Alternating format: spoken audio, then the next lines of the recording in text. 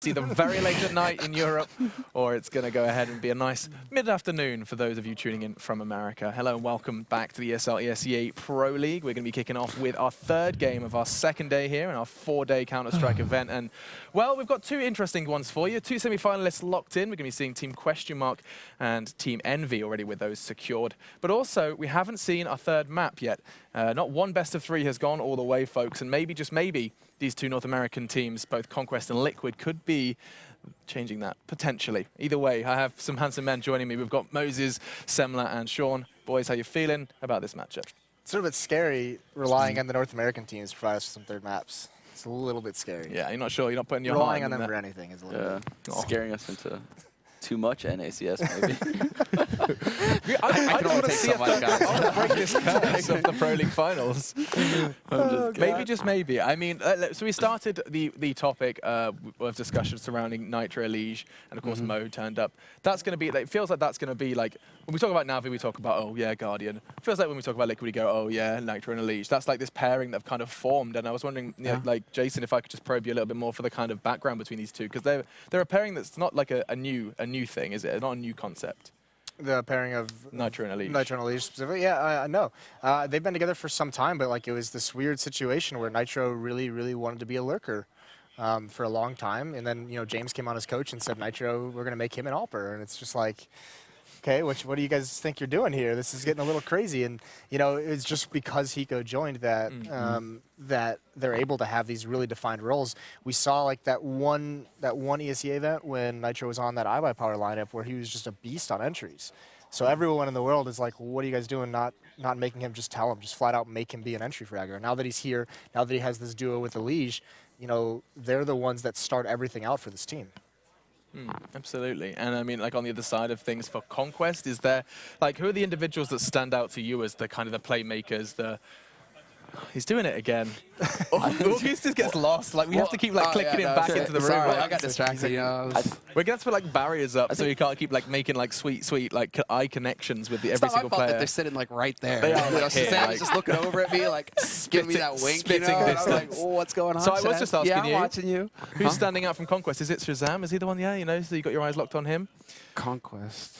Like, who are there?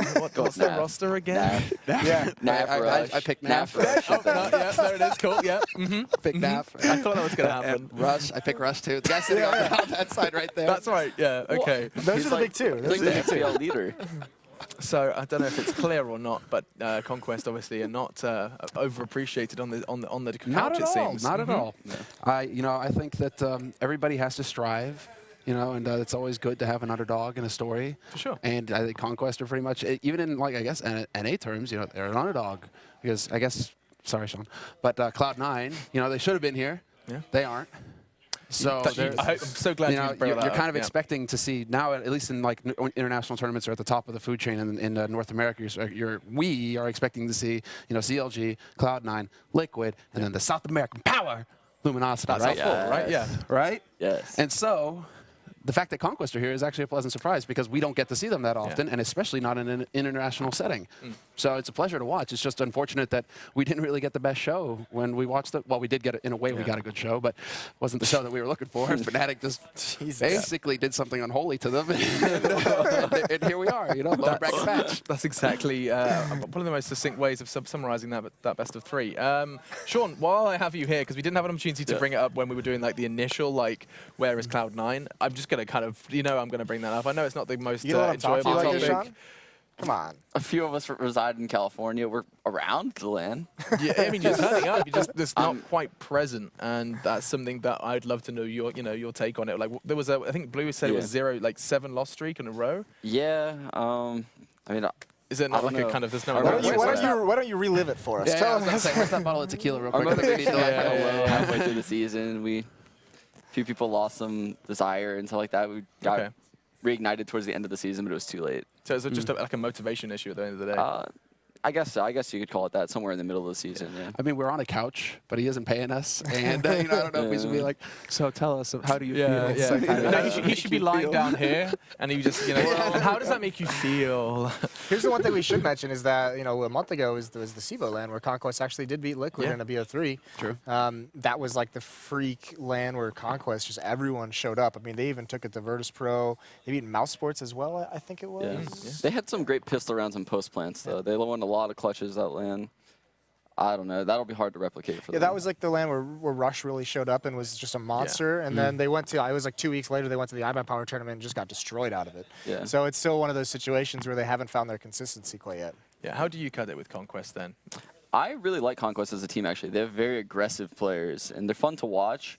But when they play a team like Fnatic or Envious or teams with very great nade usage, they're going to get slaughtered because they're overly aggressive, they're too hungry to get frags, and they'll get demolished, just like Fnatic did to them yesterday.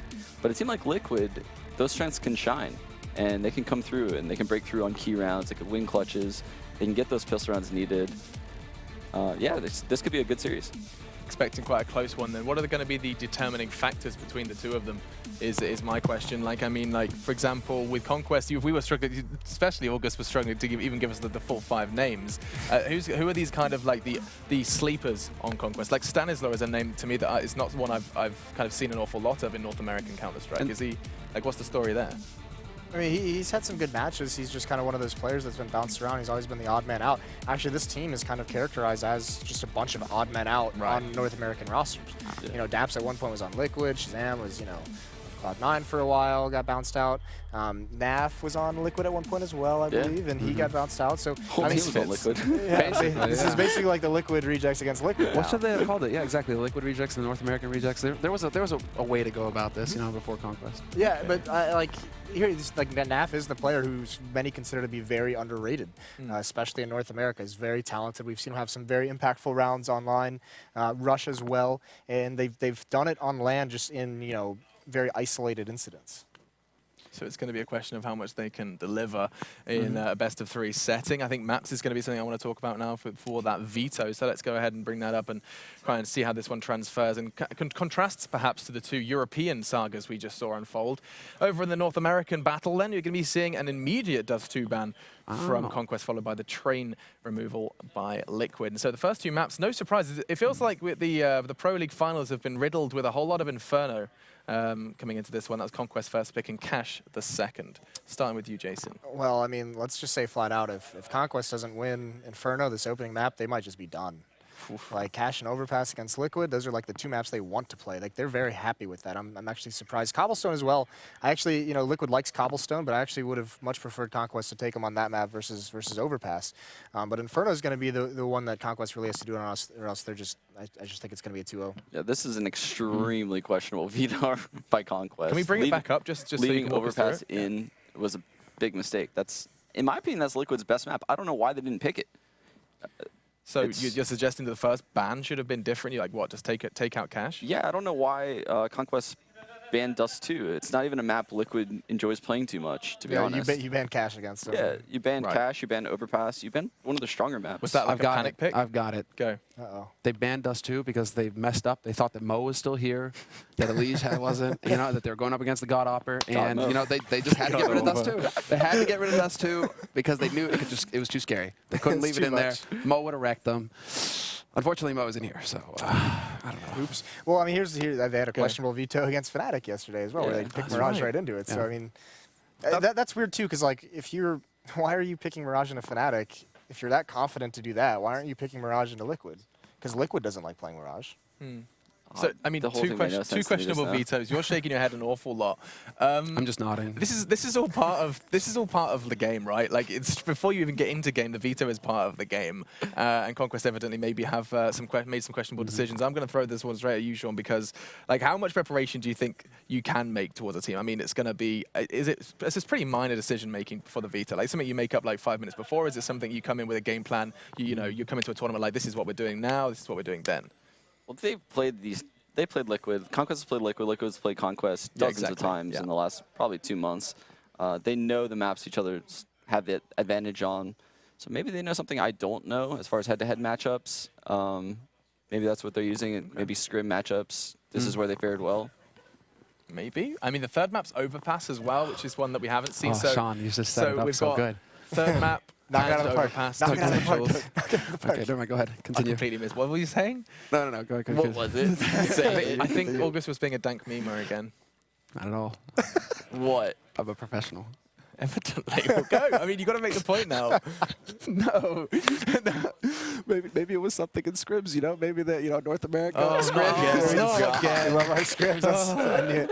Leave us alone. I heard Megan and Blue laugh from over here. Yeah, okay? I mean, we Looking were out for winning you in guys. scrims, and so, oh god, no, not again. It's a time-honored tradition, really. It's just what it is. It dates all the way back.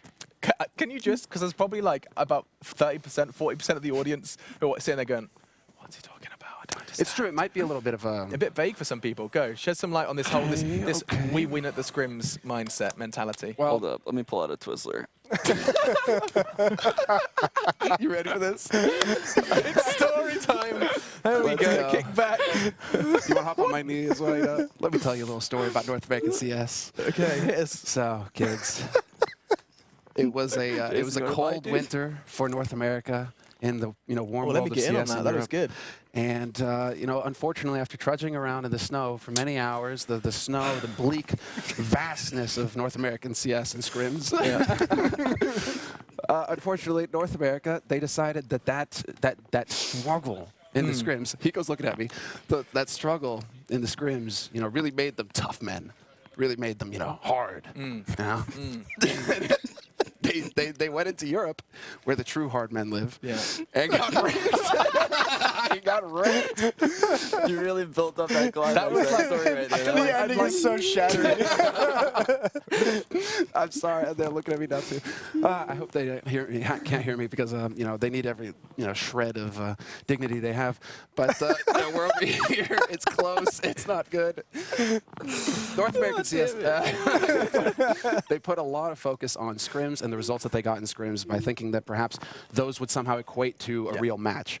So they went into it with the wrong mentality, thinking that we're winning rounds, we're winning scrims, and then that give them this false sense of confidence going up against teams that were treating scrims like, well, actually, we're just going to practice this strat 10 times, and that we're not actually winning. We're just looking to refine our game. So lo and behold, North America would come in really confident. They'd get shattered and be like, whatever happened? We were doing so well in scrims, and never be able to recover, and get into tournaments. So that's why, when Sean, I just couldn't resist. I'm sorry. I just completely destroyed To be this fair, panel. though, I'm done. that is I just completely something destroyed you this panel. can. This is just an opportunity for you to show off your socks. Here it is. Yeah, I think he's almost on par with fifth with that, actually. I mean, the fifth game, the sock game's strong. I like my approach with the socks. I call it the rather minimalist sock approach. You see, if What do you this was think? 50 years ago... Oh, look at that. You got an ankle shot. I want that back. I know, Look at that. I know. Careful, Alex. I got to calm down now. I need to take a walk outside. Oh, there it is. Hello. Oh, yeah.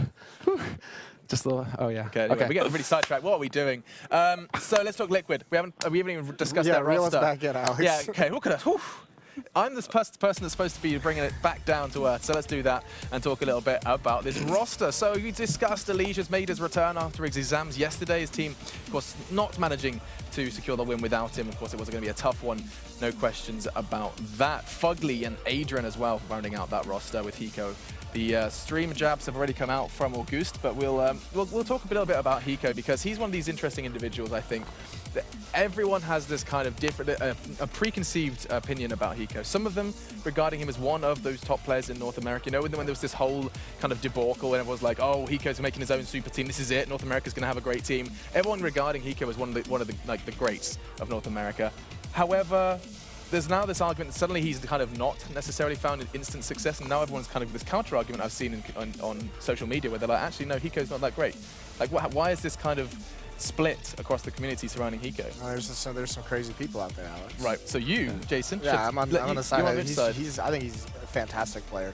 My only real qualm with this play ever is that I want, for the amount of aim and talent that he has, I'd like to see him get more involved early on in rounds, but you can't question the fact that he is the best clutch player North America's ever had. He's had just so many stellar rounds where he saves the day for them in incredible situations that it just seems impossible. You talked about it yesterday, Sean, during clutch situations. I think we were referring to FNX on LG, is you have to make your opponent make the mistake. You have to find ways to do that, and Hiko is so incredibly good at it, whether it's utilizing footsteps to make somebody peek. You know, he's got that high sensitivity, so when he goes into a bomb site to retake it, you know, he gets a lot of information very quickly, and he uses it perfectly. Yeah, Spencer's still top 3 player in North America. He's lights out all the time. Never has a fail or anything like that. And I would say the situations that he gets put in that are bad are often caused by his teammates who are playing too aggressive around him.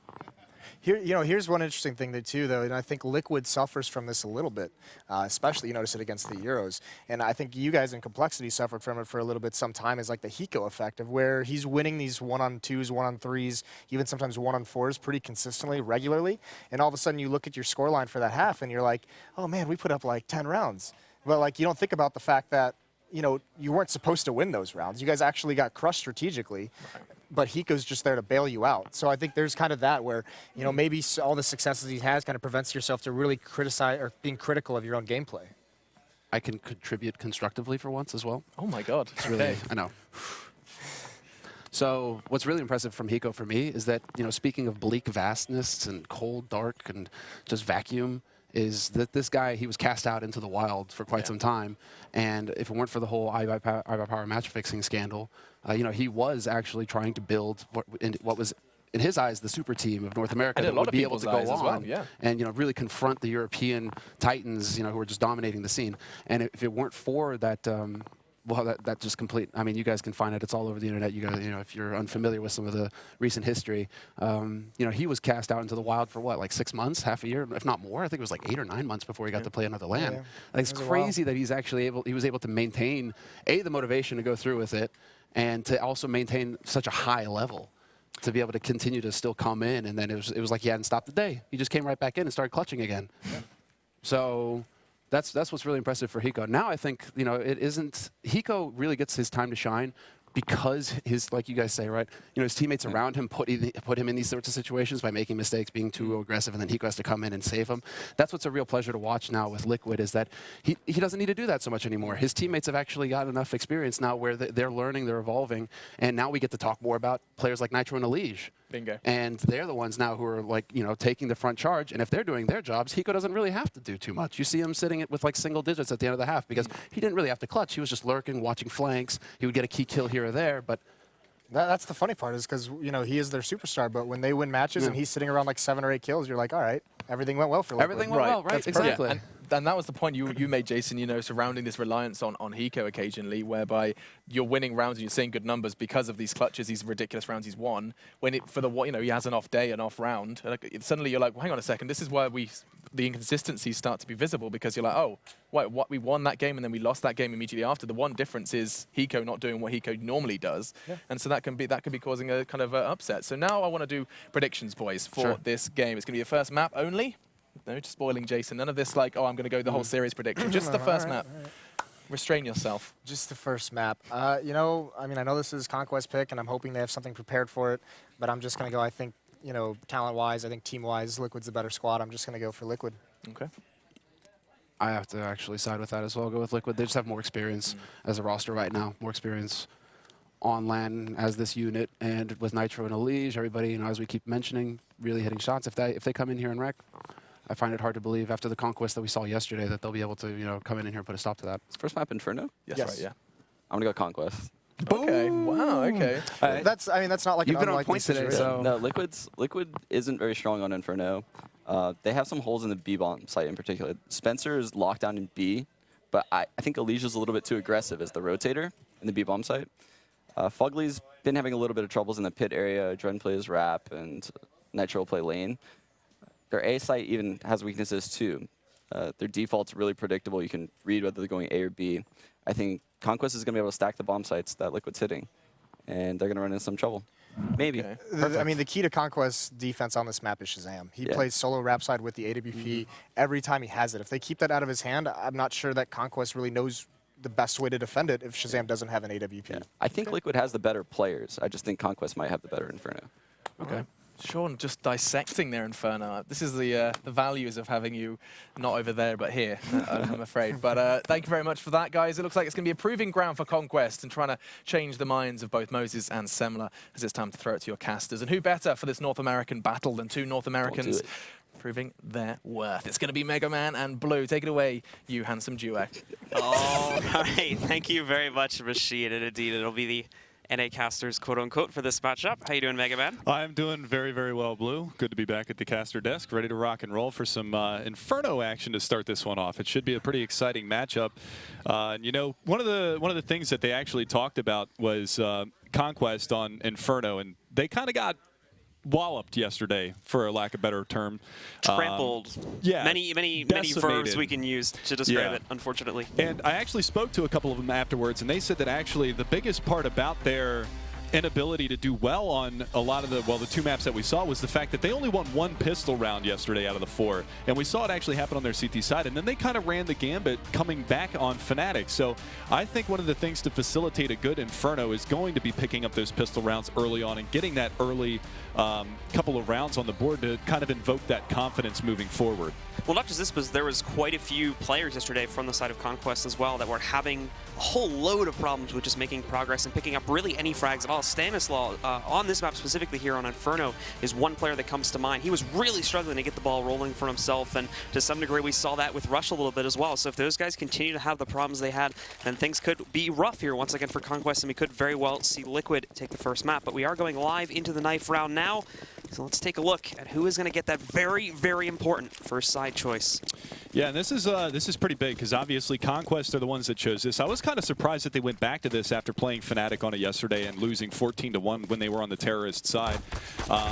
So we'll have to see how they adapt to this. If they can get this knife round, that's going to pay dividends for them in the long run. But right now they're making it very, very difficult, and it's going to be Daps, the last man alive. Nitro finishes him off. So Liquid most certainly going to be starting off on the CT side here. I can't see a reason why they would ever imagine going T. But one of the other things I wanted to touch on real fast before we got into this matchup was if we do actually go to a third map, if we do go to Overpass, that is a map that is actually kind of a bit of a toss-up for me personally, because Liquid throughout the season were very, very strong on it. One of their better maps. They played it internationally against some top teams and done very well on it. Conquest, however, in regards to playing against North American competition, they're actually undefeated on Overpass. They're 7-0 on that map, 100% win rate. So that map for me, you know, I want to see Inferno go Conquest's way. I want to see Liquid take cash. If it goes to a third map, it could be a brawl. Yeah, Conquest actually caused one of the bigger upsets of the season, if I remember correctly, when they took on Cloud9 back over on that map on Overpass. But we can talk more about that later, and of course, we can leave that to our analysts as the pistol round has begun. And Shazam, who better to start it off, picks up 2 kills right from the beginning of it. Both the Liege and Nitro get decked to the head. He drops into Mexico, kills those 2 players, and even Fugly here as well, down low at just 6 HP. Yeah, that was massive. They went for early aggression on the Liquid side, pushing straight down mid, going for a little no respect in the pistol round, but it's going to be Stanislaw with the assist from Shazam to clean out Hiko, and that's going to be that A bomb site open for business. They're going to get that bomb plant, and with Fugly sitting on 6 HP to come in for this retake, Nafly is in a great position here to do some damage. He's going to find that frag, and he's looking for the second one. He gets it, and Conquest with a flawless pistol round, and that's exactly what I was talking about. Get that early momentum. Liquid 2 get the information as to what's going on so late because they're pressured both on Banana along within that middle area, so they have no clue how to react to this one. And those final 2 players, there's really no chance for them to get that retake to begin with. It's a 2-on-5 situation. They're already locked out of the site. It's just not going to be plausible for those 2 guys to pick it up. So immediately Conquest will be going for their buys here, and we see a bit of an interesting one. 2 rifles as normally would part the course along with 2 SMGs, but Naf actually going for the auto shot. A bit of revenge from yesterday. Maybe, I imagine. yeah. Wants to beat out his frustrations with the very gun that beat them down almost. Yeah, that was actually, it's funny that you bring that up. In the 15th round, the last time around against Fnatic, it was a 5-man push down mid with auto shotguns, the old leaf blowers from 1.6, as we like to call them, or the noob tube. So this time, Nafly is going to be wielding that very powerful auto shotgun, and we'll see. It looks like they're going to be gearing up to go towards the banana hallway, and that's exactly what they're going to do. They're going to lead with Daps. He actually gets team flashed, I believe, by one of his comrades, but it's going to be over on the other side of the map where Fugly takes down Shazam, but here comes the frags. It's going to be Stanislaw and Rush to find a couple. Nitro's there, but there's that auto shotgun. Naf finds one more. He's got to compete with Hiko in the backside of the site, but Hiko's staying alive here. He's going to go for the knife, but he's not going to be able to get it. Stanislaw does take him down, but this is a very close round here for the first anti-eco out of possibly 2, and if Adren pushes this smoke, he might be able to find somebody out. That bomb is actually up on top of the fountain, but Rush going to go ahead and take him down. The Hiko situation kind of stinks there too because he's stuck behind Nubox after his teammate gets pressured, and he is able to peek back outside of there and pick up a response kill to it, but I don't believe believe he's fully aware that there was actually 2 players pushing at the time, so he's then boxed in at that point and just completely outgunned. So Conquest are going to be able to find their second round. And of course, now we do see that shotgun now being ditched. It'll just be normally part of the course here. Naf is going to go for the P90 instead, so it's the normal 2 rifle, 3 SMG buy just to stack up some cash here on round number 3 as Liquid. Well, they're literally not going to be bringing anything to the table this time. It's just their USPs. Yeah, not really much for the fight this time around. And you can see the Molotovs raining into the top side of B. So banana control already starting to look very important as far as Conquest is concerned. Nice shot from Shazam, though. Snaps up, takes down Fugly. And that's going to be the early man advantage here. But the nades over the top of the B bomb site. Nafly going to chime in with one onto Adren. That is directly on point, too, so I think he fully dies just due to that one grenade. That's an ace nade that comes out there now, and we can see these players just slowly pushing and executing them one by one. Hiko holding back over here in Emo corner. At the very least, picks up 1 kill, but ultimately, it's the 3-0 from Conquest to set things up as we head into the first gun round. But with Liquid having the problem finding the kills that they do, of course, there's not really going to be a whole lot of bonus cash, so for on quite a few of these players from Liquid, we're not going to be looking at the best utility buys. Yeah, so, I mean, again, you can actually see Hiko, he's yet to buy any nades. There you go. So they are going to have a little bit of utility to work with, but no head armor on a couple of the players. And the big factor of that is it's not a full rifle buy here on the T side either. They stuck with the ump on Shazam to get more money in the bank, and Daps is on that P90, which could do some serious damage to these non-head armor players on the CT side. And you can see, actually, it's only Hiko that has head armor, so this could be detrimental to them, and these SMGs could do some serious damage. There's this really aggressive stack back over here just outside of B, but unfortunately it's getting naded out by Conquest. So this is really well played because they know exactly how this is playing out, and now they can make that forward progress, and they've already done a really good amount of damage to the members of Team Liquid. Nitro's down at 15, Adren's at 67, and he's actually rotating in simply because Shazam, once more, just making all this noise over here, and they think that the play is going to be coming in towards this site, but this is not the case right now. All that pressure is going to shift over towards both Hiko and Nitro. Nitro's already very low, and he's not playing in a very good position to hold this. He's going to be relying on Hiko to do a lot of the work, and then he can hopefully just peek back out and find some more of it. However, at the same time, we can see Conquest are playing it very slow, as Shazam is going to try to open up that ulterior angle. It will not work, however, with the Adren taking him down. Now comes the execution from Conquest. Yeah, and it's going to be Hiko to lock this down, but he gets traded out immediately. Rush goes right back into him. It's Nitro at the second oranges. He should get cleared out, but he's actually going to be able to find Rush. They spam him through the smoke and take him down, so it's an even trade in that B bomb site. And Daps through the smoke, finds Adren, takes him out. It's a 2-on-2 retake situation. And again, the last 2 players have no head armor. Stanislaw is going to be able to take down Elysian. It's all up to Fugly in a 1 versus 2. Both T-side players very low right now, but they've got a healthy crossfire here. But Stanislaw actually a little antsy. Is going to take that peek and actually loses that battle. The plant position is fairly good here, though, for Daps to try and close this one out. He can be very passive about this. Just sit back over here, just outside of Banana, and wait exactly for that defuse to come in. But yep, no kit either. So Fugly, he's going to have to try and retreat, maybe go for the duel, but Daps speaks it at a perfect time and actually wins that versus his opponent there. So it'll be 4-0 from Conquest. A lot of damage done as Liquid take down 4 out of 5 of the members, but ultimately now Conquest get their starting advantage here on T side. This is going to be a very big deal, as this is to some degree actually part of the course for Conquest. We are used to seeing this from them. They're actually one of those North American teams that is a little bit more dominant on their T side on Inferno comparatively to the CT side. So this is a great start and is exactly what we expect from this team to start things off. Yeah, one of the things to note, because of that, they like to dictate the pace of these pushes, and you can see actually fully aware that this is going to be an eco round. That nade actually tremendous damage. Nitro's down to 12 HP now. Back-to-back nades. Hiko playing behind sandbags, but it's Rush to open up. Elige goes down, but I was saying the economic damage is going to be done this round if Naf can pick up some frags with that MAC-10 and be the high bank for his team for future rounds if they do start to lose a couple. But Conquest off to a very, very solid start.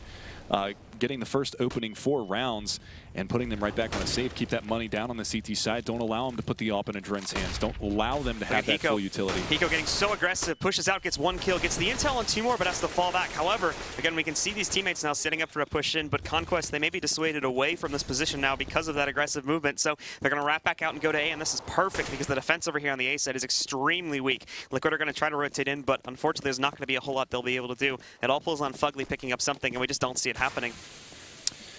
Yeah, I mean, he's at least aware that they're coming in towards his site. He spots one in pit, but he doesn't take the shots. It's going to be Rush down there to trade blows with him. He was maybe trying to bait that a little bit longer, but Rush does turn and spots him there. A couple of players over here behind the smoke at Moto's side, and again, Fugly just trying to pop some shots and distract for his teammates to get into a better position. But with it being a 4-on-3 retake on a eco round for Liquid, it's not going to be possible for them to get in. So it looks like they're going to set up for some exit kills, try to take some guns away, try to do some economic damage here to Conquest, because having 4 live definitely bodes well for them as far as the economy game is concerned. And they're going to exit as a team, and this is a right move, except for Rush, who sticks around a little bit. They might go for a Ninja Defuse, or at least try to keep him honest, and that's going to be a Dren actually coming around the backside. They all perish. That was actually really good from I think it was Rush there picking up the kill just before he goes down. He's getting shot from behind him, but he's the 180 spin and takes him down. And then thankfully somebody else from Liquid comes in to pick up the trade, so they get that economical damage done. And again, losing those slight pistols from Liquid is going to be the biggest deal in the world, but that's a good pickup from him.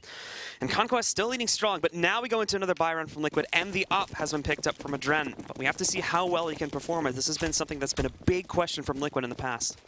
And you know, previously, at least in pregame, we were talking about who's your player to watch, and Nafly's name came up. He's actually started this match off 8-1. Rush is behind him, I believe, with 5 frags or 6 frags as well. Yeah, he's 5-2. Stanislaw at 6-1. So starting off very strong here on the T side. So they're doing work, and now it's going to be a fast push up through brackets in mid. Nitro and Fugly going to get the opening kills, and Fugly so strong from this pit. Nitro and Fugly just lock it down. That 8 push decimated in the matter of seconds. Again, yesterday we saw Fugly. He was definitely one of the stronger contenders, at least coming from the core roster of Liquid in their match versus Envy, and he's just proven it once again. Nitro too, getting his gear and grind here, and now going to be able to pick up a 3K for that round. And finally, we see Team Liquid as well picking up their first round score here, now getting onto the board. But for Conquest, they're not done just yet. This is going to be an aggressive response to it. All 5 players still going for the full buy, and now we see what path they are going to take. But at the same time, Liquid, at least to some degree for Elige, along with Hiko, they pushed themselves out, but there's a lot of molly and there's a lot of nades overall being thrown out here too, so it's going to hold both teams back. Shouldn't expect any real combat to start here for a couple extra moments. Well, moments indeed. Hiko's going to be able to find Shazam almost immediately after you finish your statement. The trade almost does go out. Hiko down at 13 HP. His teammate Elige is actually going to fall back and join him in the site as well. And one of the things to note going through this map is Fugly. You know, we've kind of discussed his play before. He's very consistent as far as Liquid is concerned. But in the North American scene, Fugly, I will go ahead and say it, he is the best pit player on Inferno, CT side, for North America right now. I need a very bold statement. I have no problem saying that. I bet Moses might actually even back me on that. We'll see if he agrees, and we'll see if that holds true here for the rest of this half. As again, Conquest, after losing Shazam very early on in this round, are actually a little bit timid. You can see they're sort of scattering around the map, trying to see exactly how they want to, taking it slow. However, for Team Liquid, while all their smokes are gone, they still have a lot of mollies and want to try and hold this off, and to use for retakes too. So Conquest are never really going to be in a secure spot just as of yet. Now the push comes back in over here towards the A site, but as you can see, it's just going to be, it's actually a bit of a strange one there, because Daps kind of walks in almost on his own, and he's going to get picked off, and now just they're feeding another one there. That goes towards a Dren. He's ready. He's able to pick up that another kill there. And the final 2 from Conquest, they'll make an attempt to push into the B site, but it's set up. He goes a little bit low, so they take him down. They may have a chance, but they're looking towards Elige first. He's going to get dropped. The Dren finding that kill, and then Hiko finding the second, shuts it out. Liquid indeed will find their second round here. Yeah, and that's just nice patience from Hiko. You know, they had a crossfire over there in that B-bomb site. It's just unfortunate that Elige goes down before he's able to get the support from Hiko. But Hiko actually takes the back player first and then gets the one swinging around on Spool's side. So nice job, 14 HP. And they're able to prevent the bomb plant as well. So it's going to be a save round now for Conquest. They're going to pick up some pistols. It's going to be a Tech 9 for Daps, a Desert Eagle for Shazam, and the rest are just going to go onto the P250s. But we'll see what kind of damage they can do. But that nade down mid is going to find some heavy damage. Double nade, actually. And that smoke clears. A Dren trying to pop a shot down through mid to find that player on T stairs, but he's not going to be able to connect just yet. Now you've got a very aggressive play up towards mid with a lot of the terrorists encroaching on that bracket control. That pressure, as we said before, now coming up through the mid choke point, trying to find a way. And Liquid, they've been very passive about this so far. They've been letting the members of Conquest get full control of it, but now they're going to start to wrap around. This falls onto a Dren to single-handedly try and hold this off. The smoke comes back in from the T's, and now they've opened up the flank angle. They're going to go through arches and try to go for a B pinch instead. Unfortunately, they have nobody working themselves up towards Banana there, so Elige has that freely, and they actually might try to mind game this a little bit, because you can see they're actually starting to post up a little bit over here towards CT spawn, and they're going to try to hold themselves out, see if they can catch any bit of early rotation here, but it's not going to be the case. They're stuck, and Liquid, for the most part, seem to be holding their ground. Yeah, the big thing about this right now is Hiko in the back lines here in the construction side. He's going to be able to see any of these players pushing on up. But with Elige pushed outside of the site, if they do decide to double back towards the A-bomb site, he's going to have a fast flank through middle, as well as the 3 players that are already over there. But it's going to be Hiko. He's going to be able to find one, looking for more. He's got plenty of bullets to do it, but he can't get it done. He actually dinks Daps through the wall, but he goes down in the long run. So it's Elige at the top side of Banana to try to lock this one down. But at this point, he should just wait, because look at the reinforcements. Look at the, oh my God, never mind. Shazam just annihilates him, but the push is coming back around through Banana all all three CTs filtering in from the same spot. Shazam goes down. Fugly with a nice shot to Spools, but it's Stanislaw with the salvaged AK. Going to be able to take down Fugly. Adren back into him, so it's down to a 2 versus 2 post plant. No armor here on the terrorist side, so this is going to be very difficult. Aim punch is going to be a big factor, and that early peek coming out from Dabs is not going to yield them anything, and Nafly gets sprayed down. Nice control from Liquid's Nitro, and that will be a 3rd round now in a row for Liquid. Here we see one of the problems from Conquest that happened again yesterday starts to surface once more. They set themselves up, but the setup is assuming the Wrath is going to come over towards C2. They don't really account for anything to come towards Banana, and they wait a really long time with those final 2 players inside of construction. No guns were being picked up there. They had really no additional utility or whatnot to use coming into that round, so it's pretty obvious from once they even that out down to a 2 versus 2 that the remaining members of Liquid are just going to be able to easily close that back out. So that's a bit of a mistake from Conquest going for a setup like that, and unfortunately they paid a big price to it. Good progress being made for what they bring into that round economically, but it could have gone a completely different direction if they just set that up a little bit differently.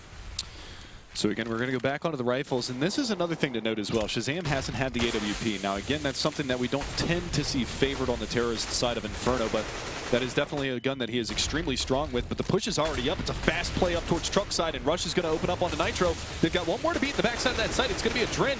Fugly again from the pit. He's going to find 2 before he gets traded, and like I said before, his pit play is very, very strong. Backside of that Jesus pole is going to be able to find 2 kills, but now they got Nafly over here, and he hits a snapshot onto Hiko, takes him down, spots Liege as well. So now they know that this player is going to be up on bracket side. Liege does manage to get that 1 kill out of the way. That's going to leave 1 HP difference between these 2 players as he tries to bring this back in this 2v1. But Stanislaw hiding from Graveyard, takes the peek, takes the fight, and wins the battle. 6-3 now for Conquest. I would like to see Conquest exercise B a little bit more here, because I honestly think this is a bit of a weak spot with the way that Liquid have currently set themselves up. Liege, unfortunately, does not seem to be on this game right now. That last round, that was the first kill he got all game so far. He has not picked up any other kills besides that. Hiko seems to be looking okay, but again, that's basically like a one-man defense at that point. Liege just hasn't really been consistent as of yet, and he's playing with Hiko a lot of the time on these aggressive pushes. So if Conquest try to punish that, they could shut them down very, very easily at the beginning of this and get site control, and that could be a key thing on this map, especially with how slow the communication seems to be to a certain degree for Liquid. Yeah, and again, we're going to actually see a bit of a force up here, but it's fast mid play, and it's a Dren to find 2, almost gets the 3rd. 12 HP left for Rush, but spamming the smoke. Nitro is going to be able to clean him up, as well as Fugly with the Mag 7 takes down 1 more, and Nitro access denied. Stanislaw down on porch side, and a very quick round. Team Liquid picking up a 4th. No real attempt from Conquest to try and really punish things there. They just essentially try to go for quick control over there, getting themselves through the mid choke point, but Liquid are ready for it, and there's never really a big response that comes out from Conquest that time. So that's a bit of a mistake from them, and economically now this is going to cost them huge because they've just won a round, and now they've been reset, so they're right back down onto this eco. It should only end up being just this one here, as I believe they can force up pretty well, not really even a force at that point. I believe they can buy it pretty well after this round, but now it's about, once again, trying to make do with what they have in this 11th round. And it kind of to touch on what you were talking about before about favoring going back towards that B bomb site. You can see 2 out of the 3 rounds that they've gone very aggressive towards that A bomb site, Liquid has just completely shut it down. It was a truck side push with Fugly and Nitro locking it down. This time it's Dren and Nitro. So that A bomb site, you know, there's that, like Moses was saying before, that yield sign that TSM has over there. But it's going to be that push down B, and it only gets 1 out of that, which is kind of curious. But it's Hiko, the 3-man mowdown, going for a 4th, and not able to get it just yet. 2 bullets left, but he's going to fall on back. Not going to give anything away at this point, and it will be a 1 versus 4. Yeah, that's good. That's good to Liege at the very least. Again, gets that set up because he only manages to grab 1 kill, but he gets a decent amount of damage onto the rest of the team. So this allows Hiko, for the most part, to just come in and mop things up.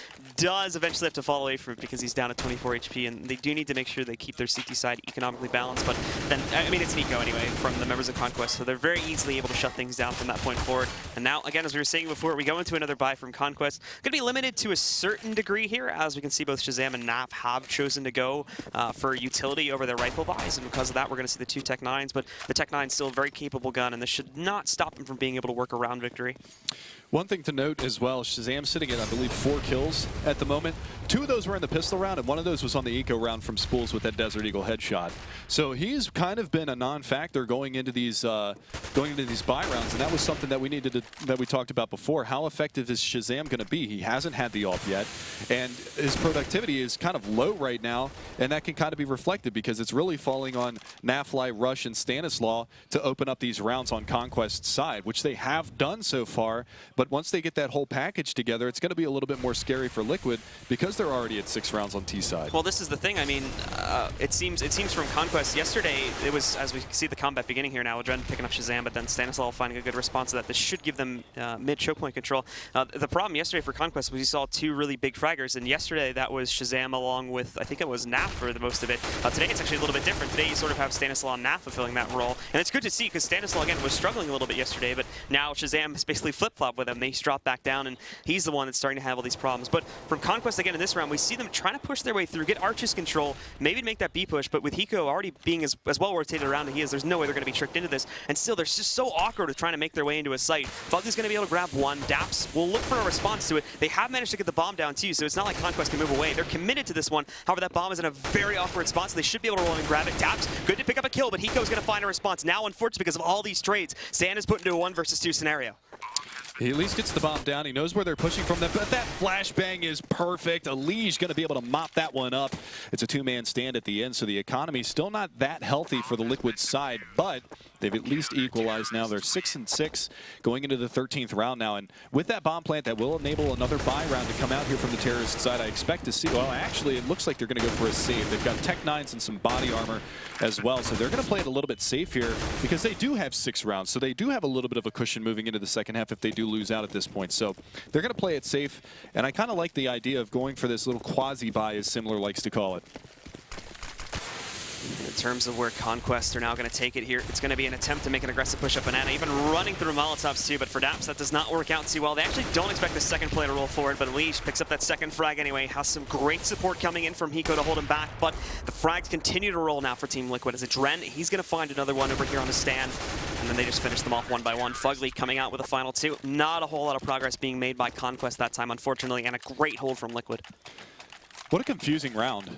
2 players die at Banana, 1 dies over on Arch side before the last 2 players make their way up through mid. I mean, I think, again, with the way that Conquest position themselves there, they just want to try to cause as much chaos as possible and hope that this does sort of open up a hole in one of the sites, which they can then move the bomb into, but really none of them work, and it just ends up looking like a very, very unorganized play, unfortunately. Nothing doing that round. Well, again, we're going to go right back into another gun round, though. It's going to be AKs across the board here. Actually missing that jump there on the truck side. They were trying to get up on top of that porch balcony outside of truck side, but unfortunately missed that jump. The Molotov, though, Elige is going to get burned out. Actually drops the smoke. Nicely done from him, but he gets tagged as well, so he's down to 38 to start this round out. So that's kind of a detrimental beginning to this one as well. And you wanted to see them go back towards that Banana hallway. Well, they've got 1 player over there to harass. They picked up the bomb at the bottom of this T stairs, but they're going for this kind of standard setup. Again, they've got 2 players in mid, 1 in alternate mid, and 2 in Banana to try to harass and pull that rotation, and it's actually worked. They've got 3 players cheated over here towards this B bomb site right now.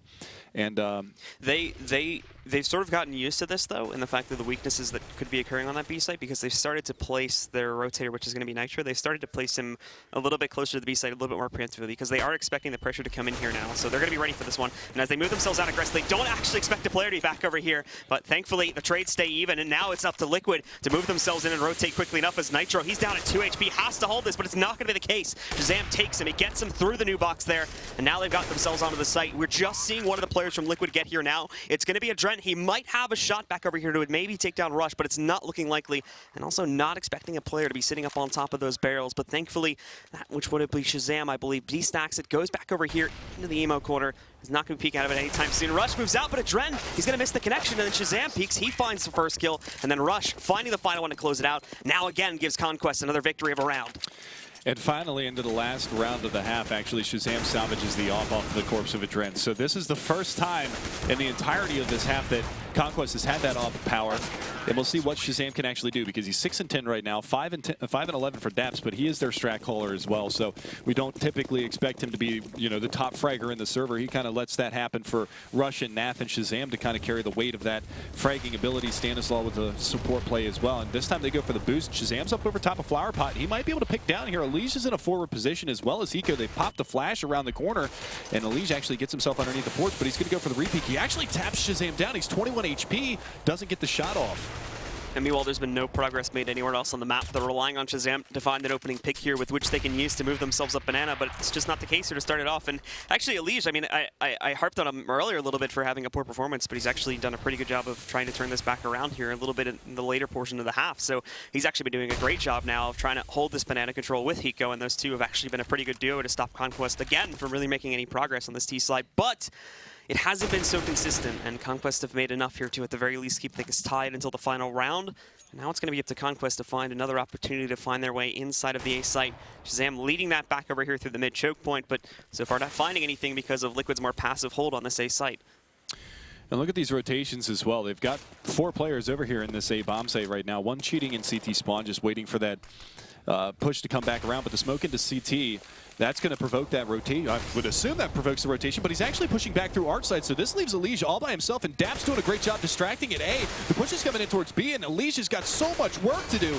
He's going to peek out, and Nap drops him, and that's going to leave this bomb site open for business. Hiko, Adren, and Nitro are going to be on the retake, and this is going to be very, very difficult. Now, they've gotten Daps low, they've gotten Shazam low as well, and Dap's just going to sit at the bottom of Banana and wait for any kind of a rotation, but it's coming around through the construction side, and this is actually going to be very favorable here for the Conquest side. They've got a great crossfire in the backside of the site. They've got a great crossfire on the top side of Banana, and they've got that lurker down in mid, and that's going to be it. Nafly with 2, Stanislaw picking up the last. 8-7 for Conquest to go into this second half. Much better performance on their T side than we saw yesterday. Yeah, Naf continues to be just this huge top fragger here for the guys on Conquest. This is now like the 3rd map out of all 3 where he's been at least the 1st or 2nd top performer here for this team, and it's not just, again, him getting the consistent amount of frags too, it's him making the impact, which actually allows this team to close it out there. He closes out that entire final round basically on his own, doesn't even need the assistance of most of his teammates. And again, you've got to give props to Stanislaw. I've said this before as well, but he's made a huge turnaround from yesterday and is actually making a very big impact here on Inferno now as well. Now in the second half, I expect to see Conquest. Obviously, Shazam is going to have the AWP more. I expect to see him step up more because he's at 6-10 right now. Stanislaw and Nap are the ones doing the brunt of the work. 13-9 and 13-11 respectively for those 2 players. Now it's not some crazy scoreline where they just go off and drop 20 in the first half, but because of them fragging consistently throughout the half, it's enabled Conquest to get that 1-round lead going into the second half. So they've got a very comfortable cushion, especially on the more favored CT side of Inferno. Shazam is actually going to be very aggressive here at the beginning of the round. He pushes himself back up to window room, spots some of the action that's going on, but has to fall back to it after he takes a little bit of damage. Not really anything he has to worry about just as of yet, but he gets the intel, and this is what's important. But this is found so early in the round that it's really not going to be usable for quite some time. Liquid are, to some degree, reacting to this, though, as they were heavily leaning back over on alt middle previously. They've shifted away to this to some degree and are now going to throw some players. More specifically, Hiko and Adren are going to attempt to make an aggressive push back up Banana, while the rest continue setting themselves up for a push to get through Boiler, which is what Elige is doing, and the other 2 are going to make their way in through mid-choke. Yeah, it's funny how that one little peek has really slowed things down from Liquid because, like you said, they were barreling up that alternate middle, and because of that peek from Shazam, they're going, okay, well, maybe he's kind of thwarted our strategy. He kind of knows this, but smoke comes out onto Arch side, and this is actually setting up for that CT wrap play from the terrorist side. But again, they've got no presence in the B side Banana, so they're just going to push this smoke and wrap on Moto, and this is going to be where Shazam has to come up huge. Nafly is going to find one. Shazam does get jumping headshot by Hiko, but coming around the side is going to be Adren. He's going to get taken down. The CZ doing work right now. Nafly goes for 3, and it's going to be all on Hiko with only 9 HP to try to clutch this out 1v4. He's gotten 1 going for the bomb plant, and that would be a huge plant, but it's going to get denied. Rush coming around from pit side takes him down, and Conquest 2-0 to start off with pistols. And there's pit again, really, for both teams. I mean, obviously, we've just seen Liquid start up on their T-side at half, but that was a problem for Conquest, too, is sufficiently being able to clear out the pit enough to really take control of the A site. Both teams have now had problems with this one, and it's becoming a real menace for both of our North American entries here in this match. Yeah, so again, we see that mixed buy here on the Conquest side, but picking up both of those pistols, you know, you basically talk about, for the sake of the argument, getting 6 rounds for free. If Hiko would have gotten that bomb plant, that would have definitely been able to enable that 3rd round buy, but now we see him actually going for the Tech 9 armor buyout here. If they make this play inside of apartments quickly enough, then Conquest would not be ready for this one. They're still trying to get themselves into positions, but the problem is now we can see Liquid again. They're playing this too slowly. Conquest took a bit of a risk in that, but thankfully this doesn't play out against them. And again, we do see them getting geared up here for this top mid hit. The bomb is actually on the back of Adren, who's showed it in middle. He's actually up in front by brackets right now. He's going to be joined by 2 of his teammates. And this time it looks like they are going to be setting up for that CT split. And it's going to be all on Shazam over here right now with the FAMAS just tapping away. He goes for the full spray, not going to be able to find it, but they filtered their way on in. And now Daps is in a great position. He's going to be able to find Adren, drops the bomb carrier. They led with the bomb as well. Elise coming around from the backside, going for the spray, and he actually decapitates him as well. Shazam was able to pick off one also, but they do manage to get into the B bomb site, but unfortunately for them, no bomb in hand. It's Hiko and Nitro, your last 2 on the T side. It's weird that they take the bomb with the group that's like prone to have more trouble overall, where they could just keep the bomb sort of in a safe position back by Banana. We could be looking at a completely different setup, or at the very least we could be looking at Liquid getting maybe a little bit of extra cash from this round had they just kept the bomb with the group moving up Banana, but this is not the case, and now they try to take it around. They're being followed by Conquest this entire time, and it's not like this play was a big secret or anything from Liquid. They're very loud and very vocal about how they approach this wrap through arches and trying to work their way into the B site. So it's quite obvious members of Conquest are going to chase them, and I'm pretty surprised that they themselves didn't sort of figure this out and try to keep the bomb in a safer position. Not to mention the fact that Hiko actually had a smoke that round, and he was one of the Banana players. So I was kind of confused. I figured they meant, you know, with Shazam playing in library, or at least playing far back, they're smoking off library. That would have, you know, obviously it would have given more of a cue that they were going that way, but they were already, you know, elephant stomping their way up through mid over towards arch side anyway, so they knew what the play was. But that would have maybe at least stopped a lot of that damage early on and that push from happening. So a little curious about that. And we can see from Liquid now actually holding themselves back to quite a large degree, because they're basically going to be on nothing this round. They've got nothing to throw at their opponents here, and now they're going to be hoping that someone from Conquest gets aggressive, and they can use this over-aggression to pick up a couple extra guns at the beginning of the round, or even really just one that they may be able to use. But this is a mistake, as now Elise turns his back. He tries to check and see what is going on inside of that bedroom, and now he's going to have something to say to that. Shoots him right in the back, takes him down, and there's going to be the first kill, finding a second too. So they already know apartments, they hold full control of this one. So if Shazam would like to, he can already sort of halfway rotate to B, because things are looking pretty safe for now. And these final 3, even if they do decide to all push in towards the A site, it should be easily holdable by 2 from Conquest. Yeah, and again, Naf, he's just been a rock here for Conquest throughout this matchup. Picking up 2 more frags at the beginning of this one. It's going to be Stanislaw with the fadeaway shot. He's going to be able to just spray and pray, hold down the D key, and get himself out of dodge. And he actually goes for the repeat and finds Hiko, takes him out. So now we've got a 4-round lead right now for Conquest. At this point, you know, do you think, you know, you're going into your first gun round here. If you lose this, Team Liquid, they should probably start thinking about taking a pause and talking things over, because this could get out of hand very, very quickly if they drop this round. One thing I haven't really seen from Liquid as of yet is an attempt at sort of a mind game play against Conquest. Now, Conquest have not really shown that they would be thrown off by this as of yet, but this is mainly because Liquid haven't really tried anything where they attempt to do what appears to be a really big fake, but in reality, it's going to be a quick push with, you know, a majority of the players into the site. This is a map here on Inferno where if you can get enough control of the site quickly enough while taking down 1 to 2 players, the remaining 3 from the CT side, they're going to have to call a save, because it's such a low chance they can actually move in and make that retake even a big enough possibility to make it worth it. So we haven't seen Liquid attempt to do anything like that as of yet, and because of that, Conquest are just shutting things down time after time again. Yeah, and this is, you know, I like seeing this because they've kept on the MP9, they've kept on the P90, but they're giving up apartment control, but it's going to be Nafly to open things up. He doesn't realize that there's one in the pit, and Fugly, he's in home right now. He's in the pit. He was able to find that frag, but Adren going to get traded out here. Rush able to find one, and Hiko chimes in onto Shazam. So we're down to a 2 versus 2. Hiko is very low right now at 35 HP, but that bomb moving its way into the site. They haven't accounted for this player on Moto's side. That's going to be Daps. He's going to push through the smoke. He could lock this down, but Hiko hits a ridiculous shot, takes him off the map, and now it's all down to Stanislaw in a 1 versus 2, and these post-plant positions are going to be very strong from the terrorist side. Fugly in pit, like I said, he's made himself back at home, and you've got Hiko inside of the site. Stan's going to have such a hard time pushing into this one now. You can see he's trying to smoke things off, make this a better attempt for himself. He's even just waiting for Fugly to peek, and this could work out, but he's cross-sprayed by Hiko, and that takes him down there. The good communication that comes out from Liquid and good intuition from Hiko to figure out that he's actually pushing in there. That shuts him out, prevents the 1 versus 2 from happening, and finally here, we see another round getting onto the board from Liquid here on the first gun round for the CT side of Conquest. Yeah, that was absolutely massive. That last frag, or the second to last frag, Hiko's second of the round, that was massive, because if he swings, if he kills Hiko, he's got the planner dead to rights. If he kills the planner, then Hiko's got to recover the bomb, and he's got a, you know, a 1v1 again to win, and he's not going to be able to get into a good post-plant position fast enough, and that player can flank him out from truck side very, very quickly. So a nice job from Hiko, locks it down, gets the 3K on the round, all headshots as well, doing what Hiko does best, controlling those clutches. Liquid now investigating their options here. A lot of free control of the map being gained here. Nitro, along with Hiko, already managed to push themselves up banana. Conquest did not get aggressive about this at all. In fact, they smoke it very, very early on in the round, as they're just going to go for a more standard hold of that B site. It's somewhat the same story back on the A site, although they did initially push their players up to stop an immediate rush to the mid-choke point. They've now fallen back and are looking for site control instead, which Liquid are investigating this as well. That bomb is actually still back just outside of T-spawn, so they themselves here from the side of Liquid have not yet made a decision as to where exactly they want to take it, but now they've resolved it. They're going over here towards the B site. However, at the same time, from Conquest, it seems both Stanislaw, along with Daps, may want to try to play this out to some degree. And with Shazam killing the only player that was trying to move in for a bit of a lurk there, Fugly, it's going to be very clear that it's coming directly into this site. But how quickly will Conquest catch on to it is the real question. Oh, Nitro through the smoke, though, finds Stan. And now Daps is feeling very lonely in the backside of this site. And he's got 4 terrorists to contend with. It's going to be Nitro the first one. Daps goes for the peek, and he loses the battle now. No smoke on CT. Shazam actually drops the bomb carrier. They've got 20 seconds to recover that bomb. And a beautiful shot from Hiko. Drops Shazam.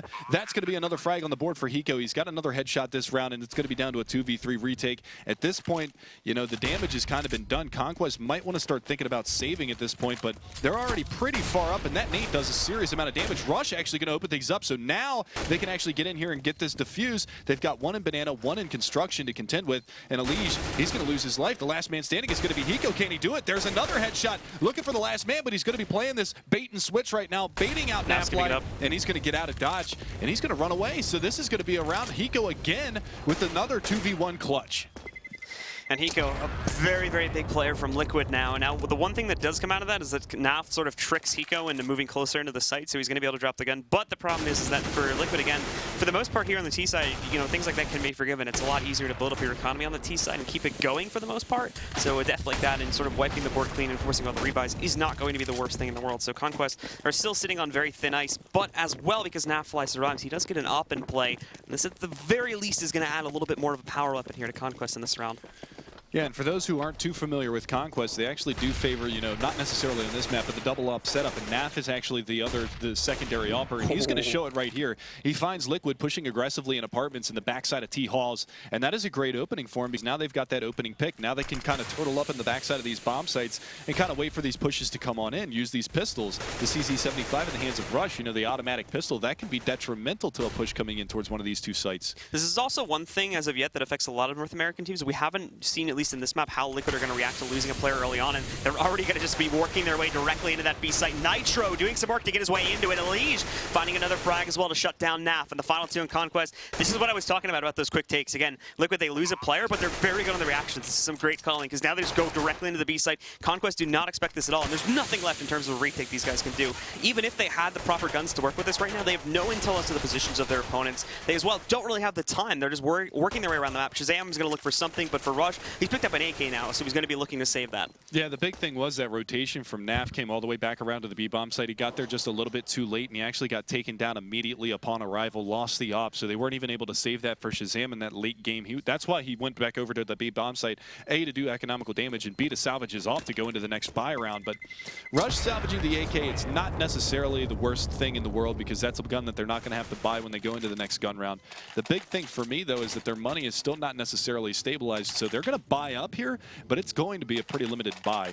You can see the FAMAS in the hands of Daps. He's going to go for the full nade kit, but Shazam's only going to have a flash and a smoke. You've only got double flash smoke on Rush, and he does actually have the AK from last round. He dropped it at the beginning of the round, but he does have the AK, so the utility not the strongest here for the CT side, but on hindsight, they do have 3 kits, which is strong.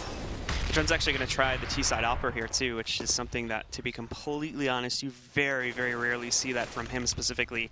He's a player that relies a lot on confidence, I would say, to sort of decide whether he's going to pick up the op or not. And here on Inferno, where it's already very, very complicated for a T-sided opper to even do work to begin with, even if you're a player like Guardian or whatnot, this is a very bold move from him and shows something good from Liquid now to get themselves back into this game and take a lead, that he's actually going to try and attempt this to see how it works. And again, Liquid, they're keeping that money down on the Conquest side with these round trades, and that's the biggest part about it. The name of the game being the economy, you know, not able to afford a full rifle buy, not being able to afford all the nades to hold off the pushes. And right now, Conquest, they're kind of reeling right now because Liquid has strung together some rounds. They're one round away from tying things up, and they're going for this big distraction at the B bomb site. And there's an early peek. Stanislaw doesn't actually pull the trigger, drops the flashbang out, and he just decapitates Nitro. Nice shot there from First Oranges. He's got one more to contend with. That's Iku, who's actually worked his way into water that they realize that he's there. Shazam comes out to sweep him under the rug, and look at that. They were actually working the bomb up Banana, but this time they just turn around full force and slow down that push, wait for Shazam to rotate back out and try to take this 2-on-2 at B. Well, now they've been tripped up to some degree here, too, because they don't exactly know what they're going to be expecting. Stanislaw holding on the other side of the smoke. Now the flash comes in, and it's perfect, but it doesn't stop Stan. He opens things up, finding that headshot into Elise, but now Adren coming in, finding the trade elsewhere on Adapts, but Stan still holding strong, and with only 10 seconds left, Fugly's going to try to make a push. He's got to get that plant, too, and that's just not going to be possible. Shazam finding that final frag, picks up an additional round here for Conquest, and now we see the pause coming in here from Team Liquid, as things just have not been secured as of yet. Yeah, and that was an absolutely massive round from Stan. He stood his ground, and he did it very, very well. Got the opening pick. He did the damage to the last player as well, and that was absolutely massive. So, again, we're going to see the pause come out here from Team Liquid. And while we've got a second here, we're going to send it over for some Sato's secrets. Sadakis, what do you got for us? Thanks, Corey. Yeah, before the game, talked to both teams, and both had similar agendas, great starts, play on momentum. But Conquest in particular was very, very very emphatic about getting pistol rounds. They know that was their success at CEVO. They were successful here in doing that, but they were scared about momentum. They've now lost that slightly. Liquid, on the other hand, back with their full roster. Adren was very key. He said, let's slow it down. We know we've got the skill, but now we can play our game with Elige back in the lineup. That's what they're going to have to do immediately after this pause.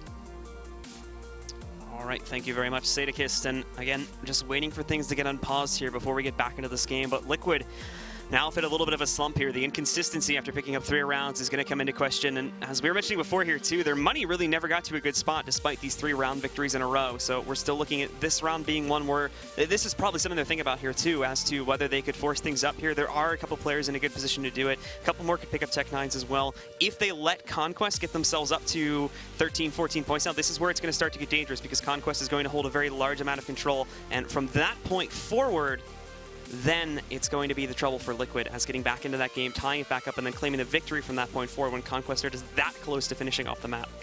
Yeah, and again, actually, because you're talking about the economy again, the terrorist side, they're actually going to be on a save here. Oh, well, never mind. No, they go for the force choice. Yeah, they're going to force up here. They don't want to let Conquest get too big of a lead. This is the problem because the rounds are traded back and forth. If they juggle them for too long, Conquest is just going to eventually win the map. Yeah, and this is where it actually gets kind of scary right now is because they're going to empty their bank account. And after losing that round trade, they got 3 in a row and then lost 1 to Conquest. They're going to go for the force up here with a couple of Tech-9s, a Galil, and 2 AKs. The big part about this is they've emptied their bank account. If they lose this round, they're in at least single save territory, maybe even double save territory this late into the game. Obviously, they won't go for the double save because they'll be on 14 rounds to 10. But, you know, it's going to be a very limited buy going into the final couple of rounds of this matchup. But we're back live, guys.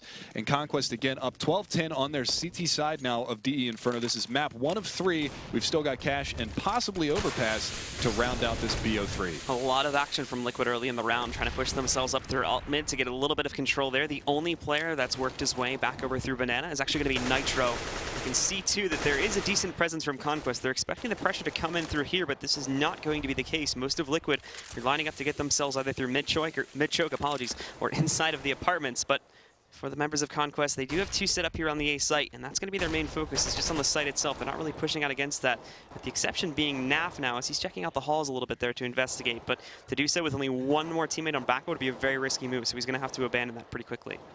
Yeah, but this is a little bit of that double pit play that we saw be so successful for Liquid in the first half with Nitro and Fugly over in that area. This time it's going to be Rush and Nafly trying to lock it down. 1 up on balcony, 1 playing behind truck. We'll have to see how this one pans out because it does look like they're going to be getting pressured over here at A. Shazam with this up. If he gets smoked off here from Library, it's going to be very difficult, but it looks like the pressure is actually going to be coming around. That Molotov doing so much damage. Adren's down to 67, but they're already up on truck side. Nap is going to be able to spray down 1, finds the second one as well, and Rush chimes in. Shazam as well. Nitro goes into Rush. Nitro's going to be able to find a second, but Nafly, again, that double pit play so very strong, and that is going to be a 13th round now for Conquest, and look at the money for Liquid. Hiko comes out too late. That's the biggest problem there. Hiko's sitting himself on the hall for so long, he allows Naf. Naf actually, I believe it's Naf anyway, there's a lot of chaos that goes on that round. Naf actually starts himself off up on the balcony there. That would have been a prime position for Hiko to just run right out while he's distracted on the push coming in over towards truck side to push out and stop him from even picking up any kills in the first place. But he waits back, he allows his opponent to pick up 2 frags, and then he comes back out and he doesn't even manage to take him down is the unfortunate factor. So that's a bit of a mistake being made there, just on the communication aspect of Liquid, as the support structure for the entire team on the T side is not there, and it cost them a round because of that, which would have otherwise been a very good execute. Yeah, so we're seeing a potential 14-10 scoreline here if Conquest is able to execute this anti-eco round, which they shouldn't have too much problem. It's only a couple of upgraded pistols here, no armor to speak of, 2 smokes and a flash, so it looks like they're going to be hitting this B bomb site. Smoke to CT, maybe a smoke to spools as well, but that Molotov is going to hold him back, and actually Fugly pushes on through. Stanislaw is there, he is ready to rock and roll, and the rest of his teammates actually get separated behind that Molotov.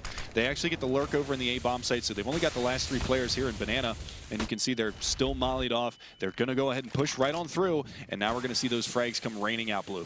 Liquid trying to work their way in sneakily, but it's just not going to work. Daps and Stanislaw picking up those 2 kills. Finally, there was something else coming out from Hiko, but ultimately, again, the gun power is just too much in the favor of Conquest. They roll right through there, finish them off, and Liquid now have to try and go for another buy here. They took the risk previously, does not pay off, and now they're actually facing against their worst fear, which is Conquest getting as large of a lead as they exactly wanted to try and avoid. So this force not going to be looking so good. They've got enough smokes to make an entry for, and decent molly count too, but in terms of flashbangs, they want to actually try and get through those smoke setups they may have to work against.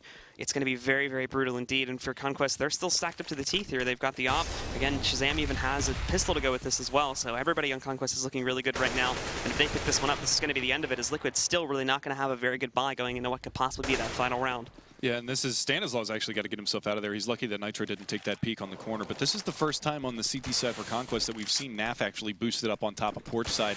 And with the Liege coming out here through the boiler side, this might spell disaster for them early on in this round. As you can see, Shazam's actually pushing up, getting behind the smoke. They're actually going to smoke off the arch side. He drops the Molotov right in front of a Liege, but it fizzles in the smoke. And a Liege comes out on a pop flash, and he's going to be able to find Naflight. So that opens things up here in this A bomb site. They've only got Rush and Shazam to contend with. Arch side is open. Nitro actually down to 4 HP, gets spammed out through the smoke at the B bomb site. The bomb is still all the way back at T ramp, and with 45 seconds, Team Liquid has to go back, retrieve that bomb, and make a push. And it looks like they want to go for that CT wrap again, and Shazam, he's privy. He's going to find the first one, looking for the second one. That's going to be Fugly. He misses the shot by pinches, and Fugly's going to be able to find that kill.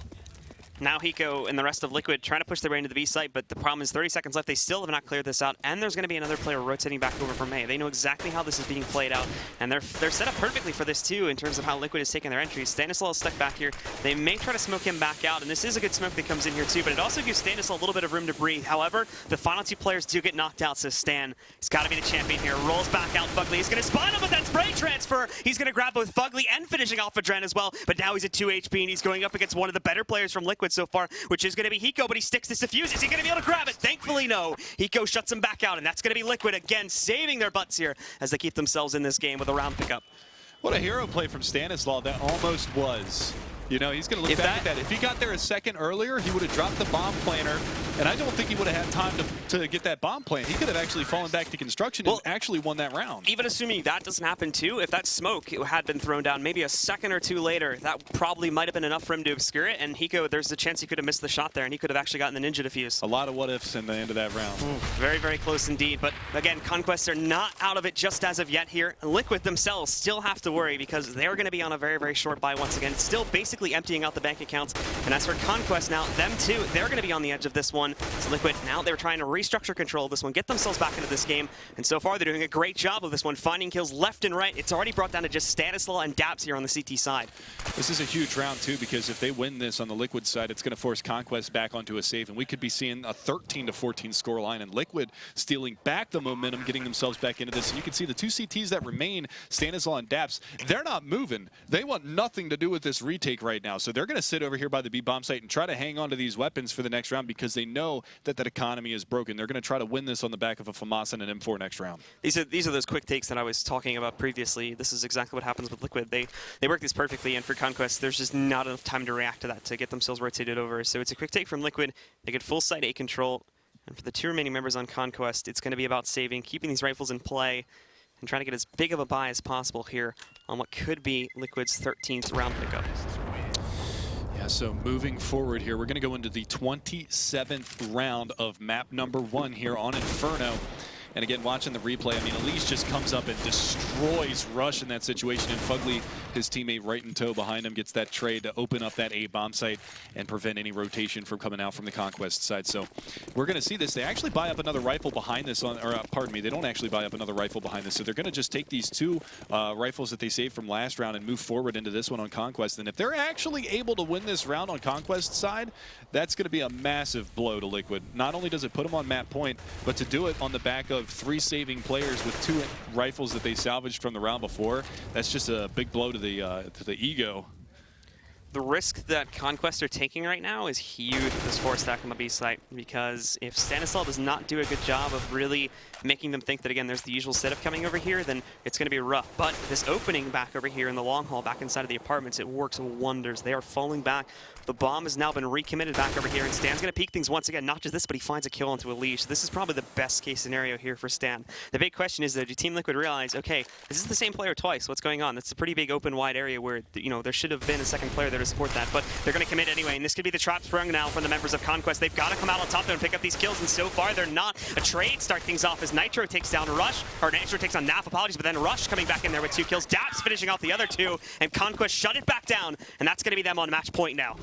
That round was basically won by Stanislaw, doing such a great job in the A-bomb site, filtering them back, basically forcing them to go over towards that B-bomb site, and they walk into that stack, and it is done, executed perfectly. Rush with 2 silent USP kills to open things up, and Daps with the other rifle. And now look at this. Look at how that economy has swung on the CT side, because not only did they have that M4 at the previous round, but they pick up 4 AKs to move forward as well. That is a huge swing.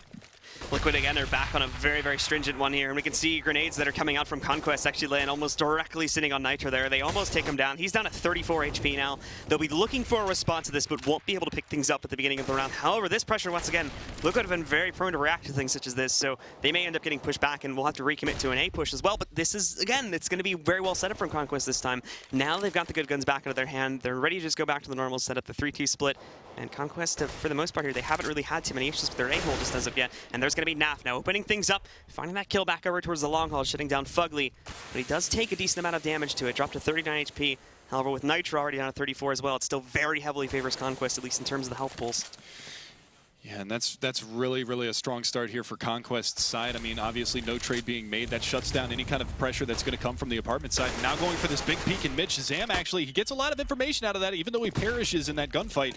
But they've smoked off the arch side. They could go for the wrap on this one again from the CTs, but they've got pressure onto truck side as well. So they're going to go right around to the backside of the site. Nafly is going to fall. The pit player is out. That's Elish coming up big. Elish actually checking that corner, but he falls back at the wrong time. It's going to be on Rush. Can he get it done? He cannot. Dread is going to be there for the trade, but it's Daps coming around from mid. He drops the bomb carrier. He's got more work to be done, but there's a TK on the board. Hiko gonna get taken down by Nitro. It's down to a 1v1. Stanislaw versus Nitro, and Stanislaw coming around from the apartment hallways. This could be a massive before he even gets to a safe spot. There we go. It's done for. That's going to be Conquest picking up map number 1 here and easily being defeasible by Stanislaw. They're going to close things out, and the final score is going to be 16-12 in their favor. Absolutely massive plays in the last 2 rounds by Stanislaw, forcing that push up towards Banana for that anti-eco victory for the Conquest side. And he actually ends up at 24-16, somebody whose name we didn't really get to say a whole lot during the Fnatic matchup.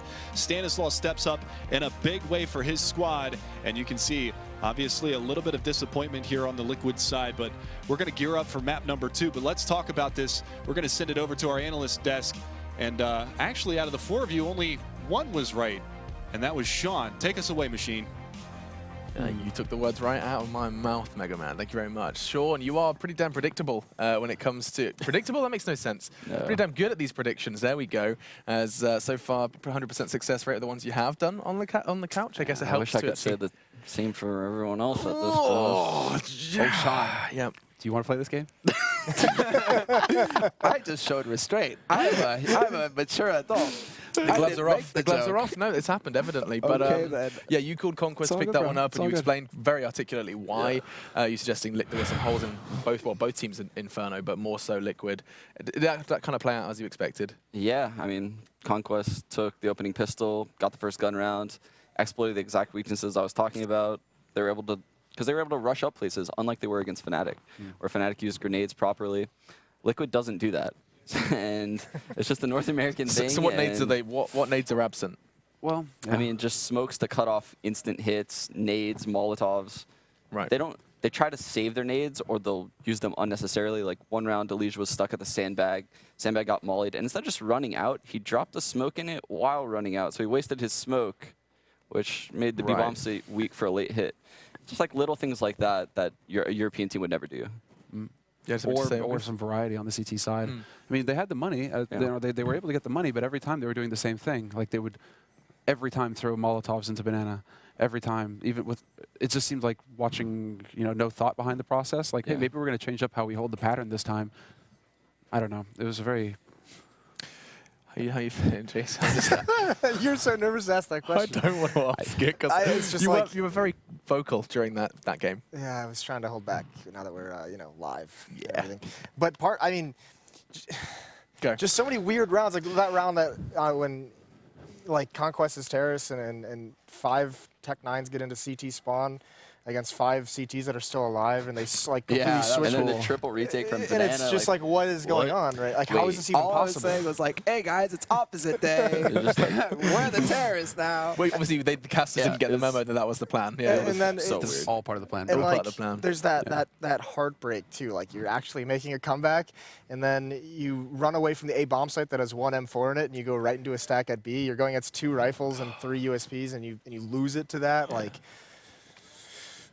yeah. That M4 was Stanislaw as well. That's the one that I want to bring up. This kill. frag, that's it. This is it. and it's like that 1 kill was so important because Team Liquid is just like, we gotta go, we gotta run away. 50%. We have no other 50%. options Yeah, anymore. exactly. And I mean, it happened. There was it happened just time and time again, just weird questionable decisions where they sent 2 people into B that were supposed to be a fake and have 3 men hit the A bomb site. They already had bracket control, and they never aggressed onto the A bomb site even though they forced the rotation, and then they come back towards Banana where they have absolutely nothing because the 2 players are already dead, and then it's just another weird situation where it's like, why are you putting yourselves into these spots? Yeah, that match could have gone way worse for Liquid if Hiko didn't come up huge in several rounds. He had such a phenomenal game for a map that they just lost 16-12, 13. What was the final score? 16-11? 16-11. Yeah. I mean, without Hiko's 4 rounds or so, they probably get beat 16-8. Yeah. And this was the point that you had made before, Jason, the Hiko effect, where his presence alone obscures the actual the loss for Liquid. Like, these extra rounds that he manages to acquire can sometimes make games look closer than they actually were. Yeah, it's gonna look cool looking at the scoreboard, but that game is actually atrocious for Liquid. Right. And I mean, let's give some credit to Conquest though. It was a very well put together game by them.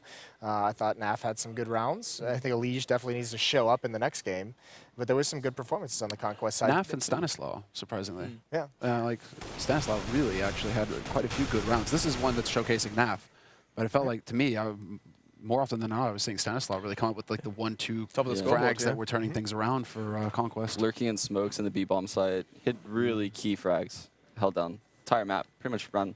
Every few rounds, Stanislaw came up huge. You had some criticism actually regarding communications for Conquest. Like, it wasn't all kind of sunshine and rainbows for them. It felt like there was almost this air of criticism while playing. Like, that's something that you need to kind of remove, and not something we see so often. Yeah, it's something that Sean and I were discussing. Yeah. It's when. And this is something that we get to listen to. It's fun because for a while we had the comms in the stream, you know, so we had the comm stream, so we could listen to these sorts of things. You get so much information off of that, but it's still frustrating to hear that there's like a reproachful tone in the voice sometimes when something goes wrong, and it's like, why didn't you tell me that, or why didn't you look? And it's like it's an accusation, you know. It's not just like communicating information so that your teammate can go. It's just like, well, why did you mess up? And it's like, oh, no. There's also the tone, because I've noticed as well. Like, you can actually say the same call. Like, there's one top A. Whereas if the way you deliver what you're saying, demonstrating acting skills here. Yeah. Okay, hit me the other side. Hit me the other side. What? So the way you'd call it normally. Hang on. Let me do a proper one. So 1 balcony. Those are my words. Okay. 1 balcony. So I could go. Oh, it's 1 balcony. Right. I'm annoyed. I've died. 1 balcony. Or you go. It's 1 balcony. There's 1 balcony, Nitro. And that's. That was so British. That was amazing. Was it British? I thought that was very. There's 1 balcony, Nitro. Oh, bloody hell! Bloody hell! Bother! Oh, tiddlywinks! He's on balcony. Wow. Golly gosh! Has anyone actually said that word in the past? Tiddlywinks is a game. You're not aware of Tiddlywinks? Yeah, Not Tiddlywinks aware. is fun. Yeah, you know. But there was a I'm game not that's called aware. Bones or something like that. Have you heard of Bones, this? yeah. Tiddlywinks. You know where you play Bones I and don't one think of them is I'd painted ever play a red? game called Tiddlywinks. This is it. Well, we should start casting bones. That's what I'm saying. Let's man. do it. Anyway, let's talk about map 2. Tiddlywinks. We need to talk about map 2, guys. Turn our attention to Better the than NACS? second map. Oh, we can Tiddlywinks Esports. Someone make it happen, Too please. easy. We need to talk about map 2, and my mind has just gone completely blank. Cash, there I am. Yeah. Whoa, just a little bit of brain lag. Cash is going to be our second map, a map, of course, chosen by Liquid, and the main criticism that we made in the initial segment was you think that that map should not have gone through, Sean. I think they probably should have picked Overpass. I mean, it doesn't matter now. They have to win them both. Yeah. But if they would have picked Overpass, it would have been a free win for them, my ass. What? Explain your answer. I'm like an I examiner mean, now. their Overpass is by far the best in North America. I mean, they have such a vast array of strats. They have a slow default going towards A. They have several hits at the B bomb site. I mean, Liquid's just really, really good on T side Overpass, and their CT side is filled with weird pushes all across the map. So teams that run defaults get picked apart. Okay, so that's what you've got to kind of watch out for if it does go to a third map. I Yeah. do want to kind of like break down a little bit about Cash. It's a map that's definitely one of the more regularly seen maps in the North American scene. You always mention this kind of North American map pool, and Cash is as a mainstay there. So I mean, I assume this is going to be one of those kind of domestic matchups that plays very kind of similarly to all Cash games. Well, I mean, this map has always been one of Liquid's favorites, like for a long, even before Hugo joined the roster. They've just been pretty good at it in North America, and part of that stems, and I mentioned this, like usually every time Liquid plays it, is Fugly and Nitro have been playing that A bomb site like forever together, and they do a really, really good job together ever since like January, I think, actually, when they first saw like crush CLG on this map. But they've just throughout the year, their defense in that bomb site, they work very, very well. They now have Hiko anchoring that B bomb site, and he's a very good anchor player, as well as, you know, rotating over towards A. You know, very good at clutches, obviously. So, I mean, they have some very good stuff on this map. Yeah. So I think that if Conquest wants to win this map, they need to do dry hits on the A bomb site, and that sounds crazy And crude. Yeah, like they need to literally just walk in and take the aim battles, because Adren will not op A very often. He's just going to be opping mid, and he's going to be opping towards B sometimes, but they won't be encountering oppers quad. They're going to be encountering really passive players like Fugly and Nitro over at the A bomb site. And if they just walk out and take those aim battles and get those picks, then smoke highway and take the A bomb site, that's how they're going to win. If they smoke highway first, Nitro and Fugly do a very good job of using the grenades to filter you into spots where they can pick one or two off. I love it when he flicks the switch and all of a sudden just drops knowledge bombs on us. Just like just you know, he doesn't like to throw too much at us. Doesn't like to treat us too much, otherwise we'd get used to it. But I mean, that was gorgeous. Okay, so are we gonna have to see then the predictions, boys? We're gonna see a third map. That's it. Are we gonna see Overpass? And we're gonna see Conquest pick this one up in two. Yeah, I think we're gonna see Overpass. I think Liquid's gonna take this. I mean, Conquest got their first map, the one they wanted, but like at what cost? I still think the bans were a little bit weak for them. So letting these last two maps slip through, I think was a big blunder on their part. Okay. August? I don't see know. you're literally looking at both the teams like trying to make a decision. Flip a coin. This is where you have a coin. Is this where you're at right now, 50-50? Do I like blue or red? I feel like I'm about to enter the Matrix, right? I have to have one of those pills, you know? Right. And which one is going to wake me up from this nightmare? No chill. This is just, no chill, thank you. To be honest, like what I rock, saw paper, from Liquid on scissors? Inferno was really intensely, deeply frustrating. So I'm kind of really having trouble throwing my weight behind them on the second map. Playground, bro. Trust Nitro's playground. Yeah. Nitro's. Okay. Liquid will take the second map. There it goes. United like we little stand. worm tongue in your ear. Finally then, you're going to see a third? Yeah, Liquid's going to win this map. Alicia's going to have a huge map. He always plays insanely good on Cash. Makes really good pushes at CT. Very aggressive rifler on T side, and especially entering the B bomb site. So he's going to have a big half. I think Hiko and Elige play great at the B bomb site together, as well as Fugly and Nitro do at the A bomb site. There's no way Conquest is going to be entering the sites. All Okay, right, then. so high expectations for Liquid then into our second map in this best of three as the two North American teams battle for survival and trying to get a step closer to that $250,000 prize pool. It's time for me to introduce your casting pair then for map 2. It's going to be on Cash, and it's Mega Man and Blue. Take it away. All right, thank you very much once again, Machine, and welcome back to map number 2 here in the set between Team Liquid and Conquest. Conquest managed to steal a map number 1 over on Inferno, but now we head into the map where North Americans have clashed many, many times in the past. It is going to be here on Cash. Mega Man, how are we feeling about this one?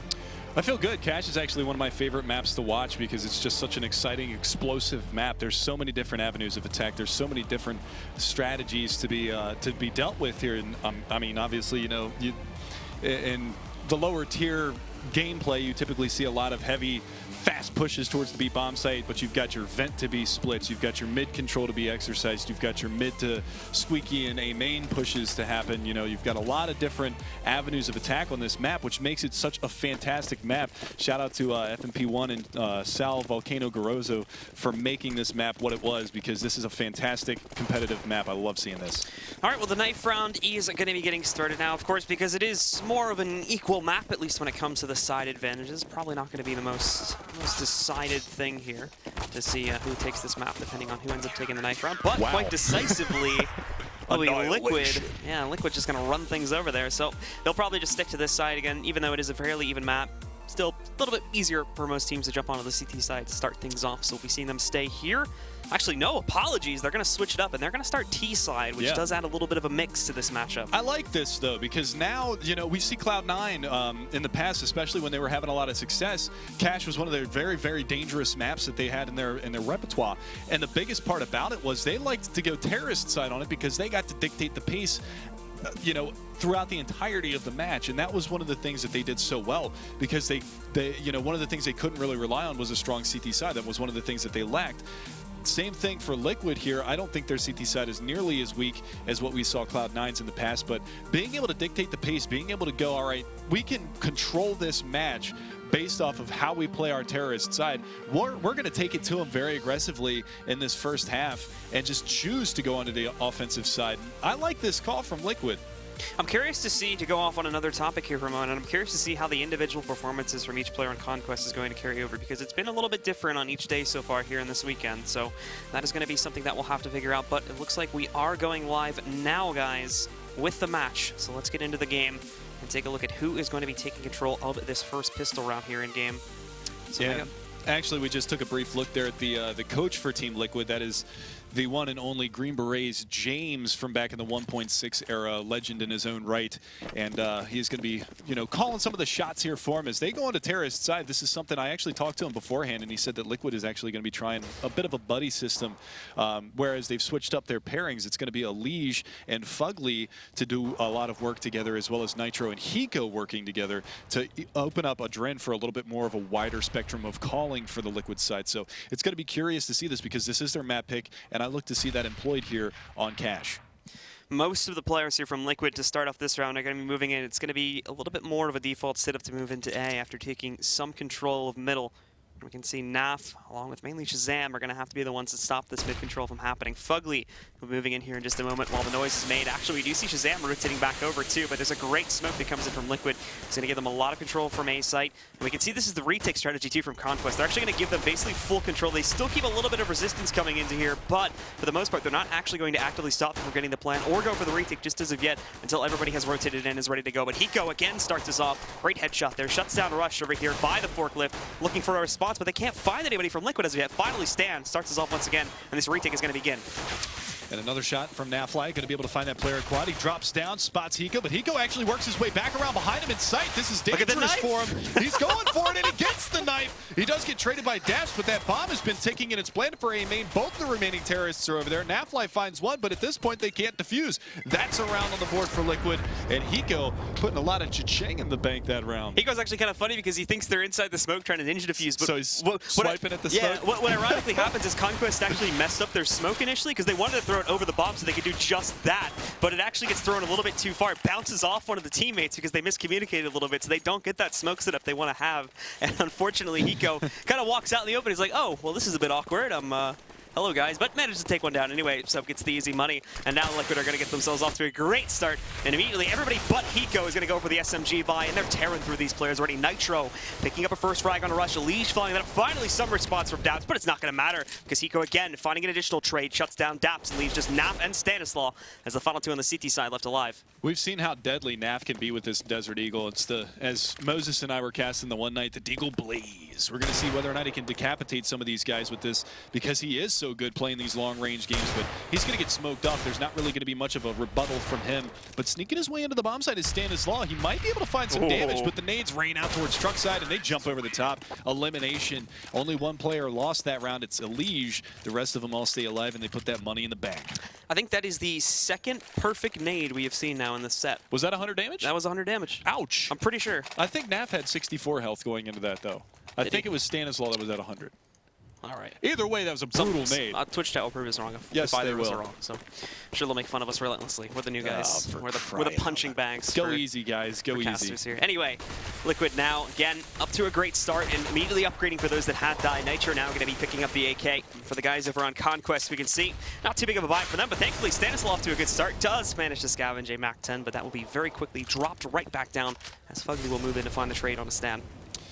Yeah, so the man advantage not on the board right now, but the damage being in the advantage of the terrorist side right now, as they do have Daps down to only 29 points of health, but they did go for some upgraded pistols here, and you know, we've talked about before how they can do some damage with this, but that B bomb site is only into the defense of one player, and that's Daps with that P250, so we'll see if he can do any kind of damage right now. He's going to go ahead and peek out, but nothing doing. Fugly's just going to sweep him under the rug, and that's going to be a man advantage now swapped back over. I keep saying advantage. I don't know why. Take over for me, Blue. I'm losing my mind.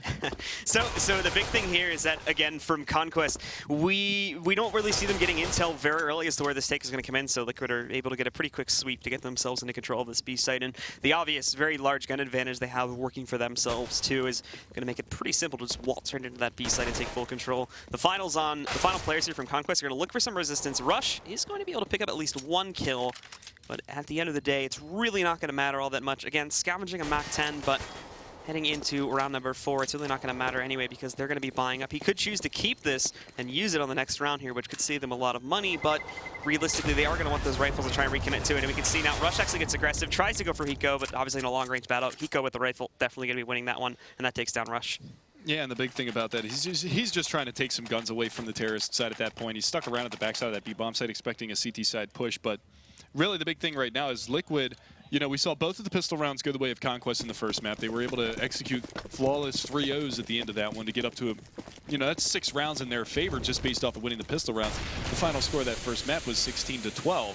So that definitely helped them out in a tremendous amount of the way because they actually lost more of the gun rounds. But now it's going to be that mid-aggression and Elision. Fugly going to decimate that incoming push. That's going to be Naflight down and out, as well as his teammate Stanislaw and Nitro. He's not done just yet. It's going to be 3 different players picking up kills, but it's Shazam from Quad going to find that first one, and that actually drops the bomb and the Molotov that was going to get thrown in his presence as well. And the nades rain on out. Nitro with the second one, and it's all down to Daps now, 1 versus 3. Yeah, Shazam was left alone in that site, and while he does attempt his best to pick up a couple of frags, only able to find one. And now Daps alone will play things very, very carefully. Really won't be looking to do anything too proactive here. The biggest chance he would have of picking up a frag would be if Fugly were to move back through the middle to try and catch him, but it doesn't look like he's going to be doing this. Just sticks nice and safe for the time being instead of A main. And even Daps himself looks like he's just going to be playing things safely inside of Z now to look for a save. So Liquid should be good to keep the majority of their players alive and mounting this good start. They're going to be able to continue it here through that first gun round and by picking things up here as well. And unfortunately for Conquest, just not being able to find that round just as of yet. Yeah, and it's really unfortunate, you know, that there was no other players alive at this avenue for Conquest to take another gun into this next round, because you saw the success that they actually had previously with the two saved rifles moving forward into an anti-eco round. And that right there was a big nade kill, because if Shazam actually, he was kind of burning alive in a Molotov, but if he gets that kill on Hiko, that makes it a 2v2, and that's going to be very, a lot more difficult for Liquid to manage in the late game of that round. But 4-0, Liquid off and rolling, and this is what I talked about. This is why they chose to go on the terrorist side, is because they get to dictate the pace of this matchup. And you saw that first gun round, they just went guns blazing straight out through mid. The biggest mistake that I think Team Liquid can make right now is going to be sort of an overconfidence factor, because this has been a problem for them in some matchups in the past, where they start to make some very questionable choices with how aggressively they played, and Conquest are a team where you really don't want to try to do that, because they will certainly punish that one. Even when they're on eco rounds, they can set themselves up for a pretty nasty... basically, they can set themselves up to punish that sort of aggression very easily, and if Liquid are going to walk right into that thinking that they have an easy round in their hands, then they're going to be in for a very nasty surprise, and that could throw quite a few rounds by the way of Conquest that they're not expecting. Now it looks like they're going to be favoring a hit towards the A bomb site. You can see they were you know, had a couple of guys over by boost box, but they're not actually going to throw anybody up there. But here's a boost up on top of red box to spot over top of Squeaky, and I kind of like that position because he's able to get early intel and no rebuttal at all. So he's got, you know, took 11 HP off of Hiko, no big deal. But Shazam's there, he finds the first one. The trade comes out, daps with the M4, finds one on the Nitro, but he gets traded immediately. They've got one more over there, but the frags come raining in. Elysian and Dren shutting it down, and this is going to be a 1v3 for Naf with only a P250, and Dren already knows where he's at.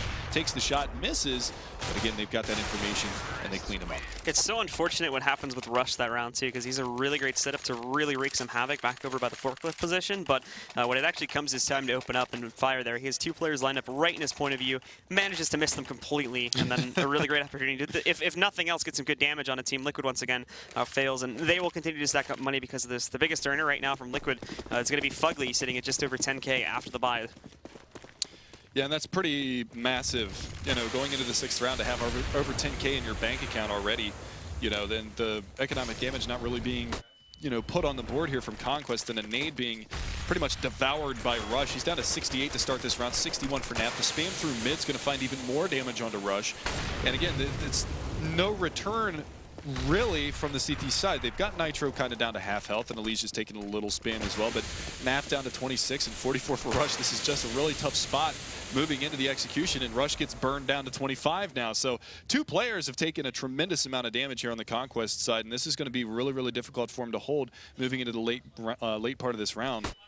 Conquest are very fidgety right now, and I think Liquid could play a little bit of mind games with them if they wanted to based on their current setup, but this is not going to be the case. Liquid actually proceed directly into the A side, and Conquest has accounted to this to some degree, but they actually are shifting themselves a little bit closer to B and towards the middle to some degree too to watch out for this, whereas the take itself is coming directly out, but Shazam, pure aggression in the double! Lining up Fugly and Elise, finally Hiko taking him down. Nitro picking up a second too, but it's the primer, and they've got a +1 man advantage. Nitro jumping back over Big Red though. He's going to be able to take down Naf, and now we're even back out to a 2 versus 2.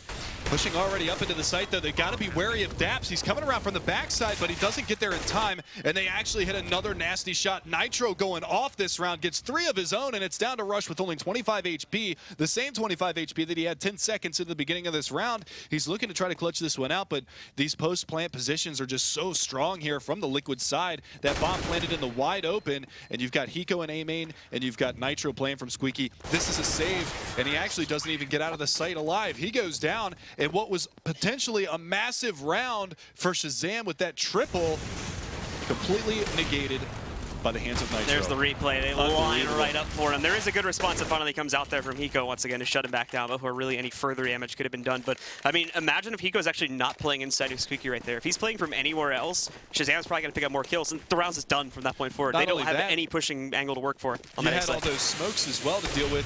He could have just ninja vanished back to quad and stayed alive for his teammates to rotate in. But that was a huge play from him, and now you see the eco round come out from the CT side, and Nitro's going to make short work of Daps to start this one off. And actually, Nitro's got the op here for the terrorist side, not a Dren. So this is, again, a fairly common thing for Liquid to do on the T side. It's interesting because you would sort of expect now that they're doing well that Adrenaline would be like, okay, I can pick up the T op a little bit here, but it's not the case. They're throwing it over to Nitro, and this does make sense to a certain degree because he's leading the frag count right now, so him picking up would not be the worst thing in the world. But Liquid started off strong again here in the back B halls, picking up 2 kills right at the beginning, and a third has been found also as well. So it's just swinging it down to Naf and Shazam. We didn't expect too much from them this time. Shazam does manage to sneak through with at least one little frag here to take out a Dren. But the last one left alive, Naf, not really going to be able to do anything else. He's just going to be looking for either an exit or something to save going into round number 8. Well, you know, you actually touched on Nitro being the top fragger here for Liquid, but you've got a string of fraggers that are all together here, Hiko, Fugly, and Nitro. But I believe it was actually Moses at the pre-game analysis that was talking about something about Nitro's playground here, already off to 8-2. Kind of proof positive right there. He's able to have a lot of fun with this map, and he's already showing us that right here. But Hiko's actually going to string together the final kill. So it's as you were mentioning before. It's right now. It's a 3-way tie. It's like a full house. It's a race. It's a full house of frags on Team Liquid right now. 8, 4, and 4. Nitro, Hiko, Fugly all tied for 8, and then Adran and Elige a little bit lower down, sitting at those 4 frags. Elige didn't get the chance to warm up yesterday, man. Mo was taking his spot, so. I don't know if you guys on cam can actually see that, but Hiko is mean mugging me so hard right now. He's just staring at me. Okay, he's back in the game. All right, that was intense. So Liquid continue to lead things here. 7-0 at the moment. And for Conquest, still, again, this is the unfortunate part with Conquest too, and we saw this to a certain degree back over on Inferno, is they're getting so close. I mean, obviously at the end of the day, they win that map, but when they were struggling to get themselves into the game initially, they get so close to winning so many rounds, but because some of the other teammates aren't really performing up to par, they're just not able to close things out. Shazam, he starts off with a great primer, but then where's the follow-up from the rest of his team? We just don't see it. And right now, that player seems to be almost the entire roster. Sam is actually doing the best right now, sitting up at 6 frags. The rest are still really struggling to get anything done. Daps and Naf are tied at 3, and then Stan and Rush only have 2 and 1 kills respectively here, 8 rounds into the game now.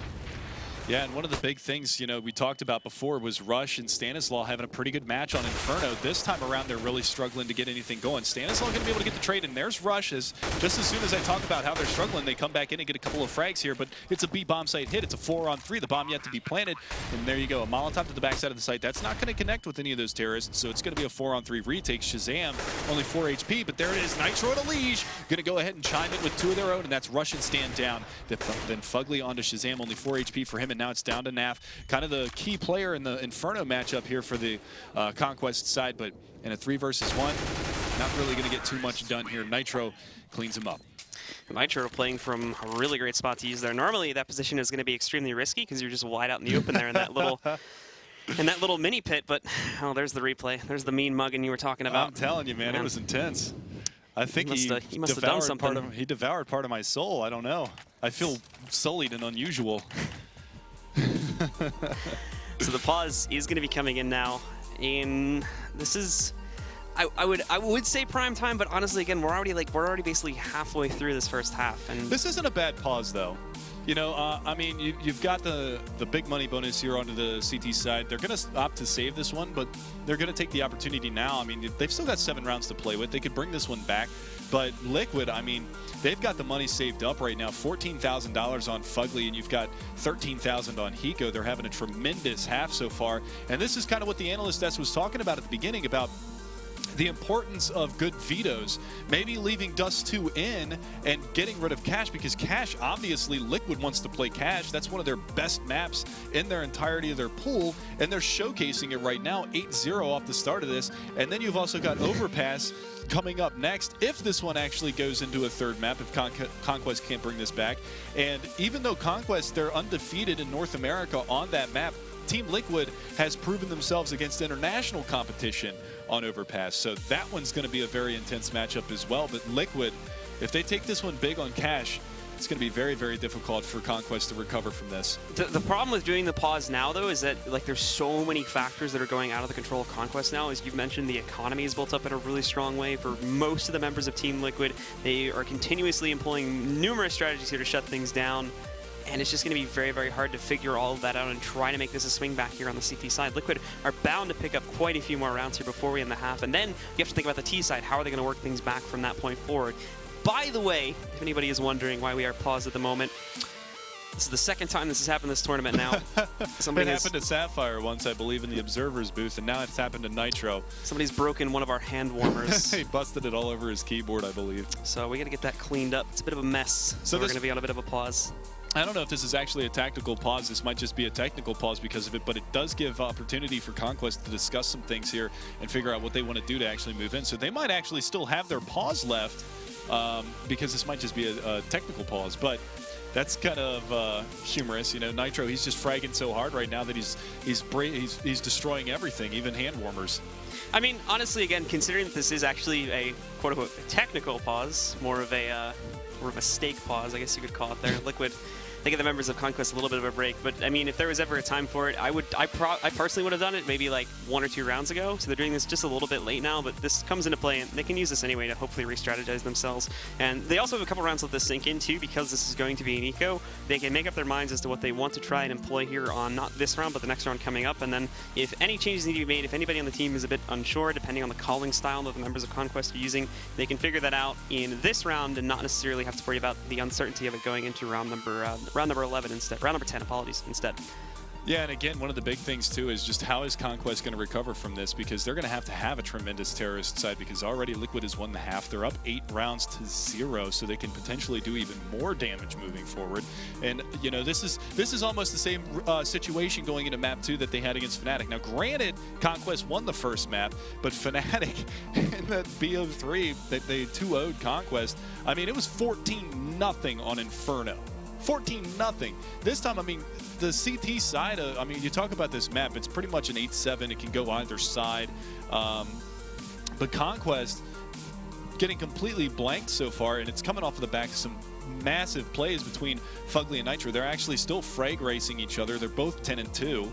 So, I mean, this is just massive, massive plays from those guys. And Moses obviously holding true to his word that this is Nitro's playground. This is the map that Nitro, they're just going to unleash the beast, release the Kraken, if you will, and he's just going to go decimate the other team all over the map right now. And it's A executions. It was last round. It was the B hold after the post plan.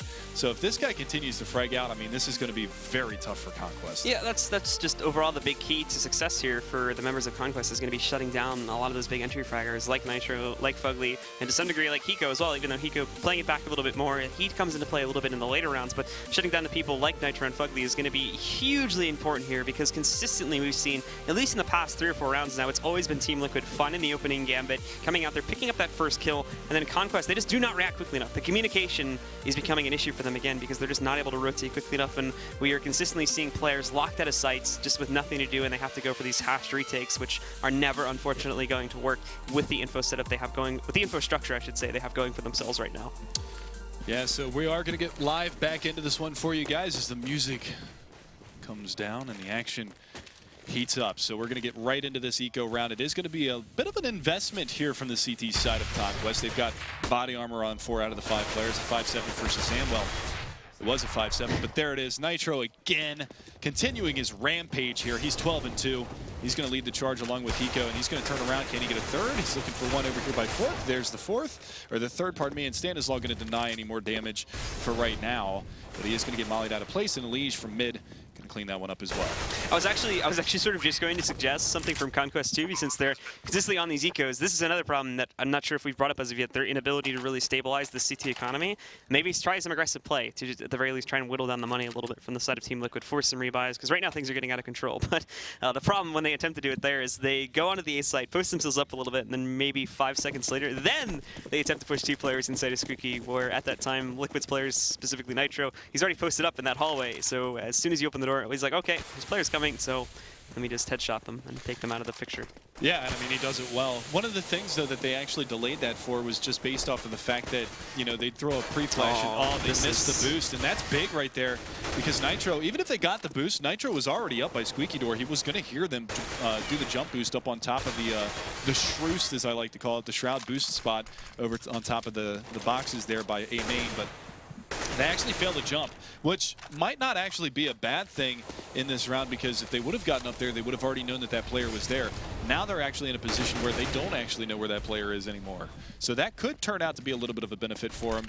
But there you go. Finally, Shazam onto Elige, takes him down. First blood of the round. And picking up that first shot, but there is going to be more pressure coming back up their highway, and they don't actually notice it initially. There is going to be a nice one that comes out from Naf, and Shazam clotheslining Nitro as he attempts to find his way out. But finally, the up-on-up battle starts and concludes in a very fast battle as Adrent picks up that pick over on Shazam, takes him down. Members of Conquest are still holding strong, and for Liquid, finally some problems getting themselves onto the A site. Despite having all the time in the world to set things up, they cannot pick up those entries. It falls to Hiko now to do this job. He presses forward. Rush is going to shut him down.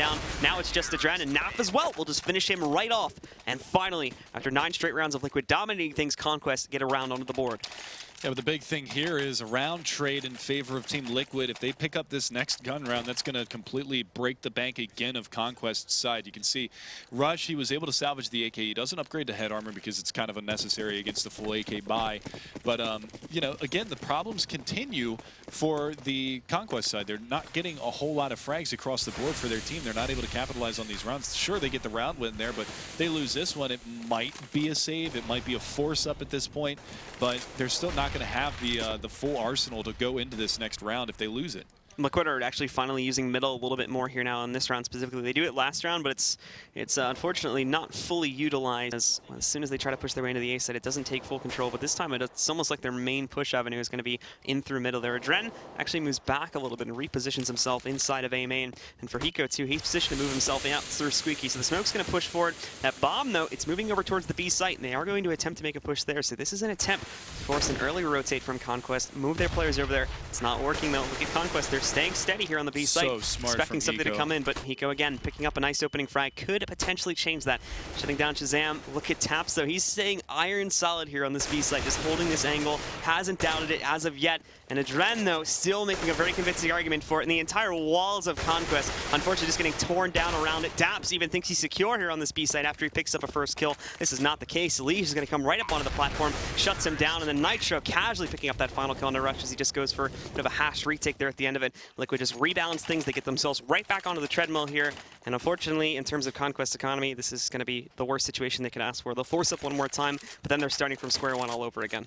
And I made a comment about Hiko being super smart in that situation. He had the squeaky door open. Now, the last time that they ran that same kind of a strategy where they smoked out that A bomb site, Shazam pushed up behind that smoke and got the double collat kill in the A main area. And this time, Hiko just spams the door. And what do you know? Shazam's there. Instant kill, no trade attempts could possibly even be made there. That's just a beautiful read from Hiko right there, and that shows you, why he's one of the best players in the North American scene, because he's able to just read these situations and go, okay, this is what happened last time. I'm not going to let that happen again. Af is going to take a bit of a risk this time, putting himself inside of A main, looking for an early push to come out. He actually misses his opportunity too.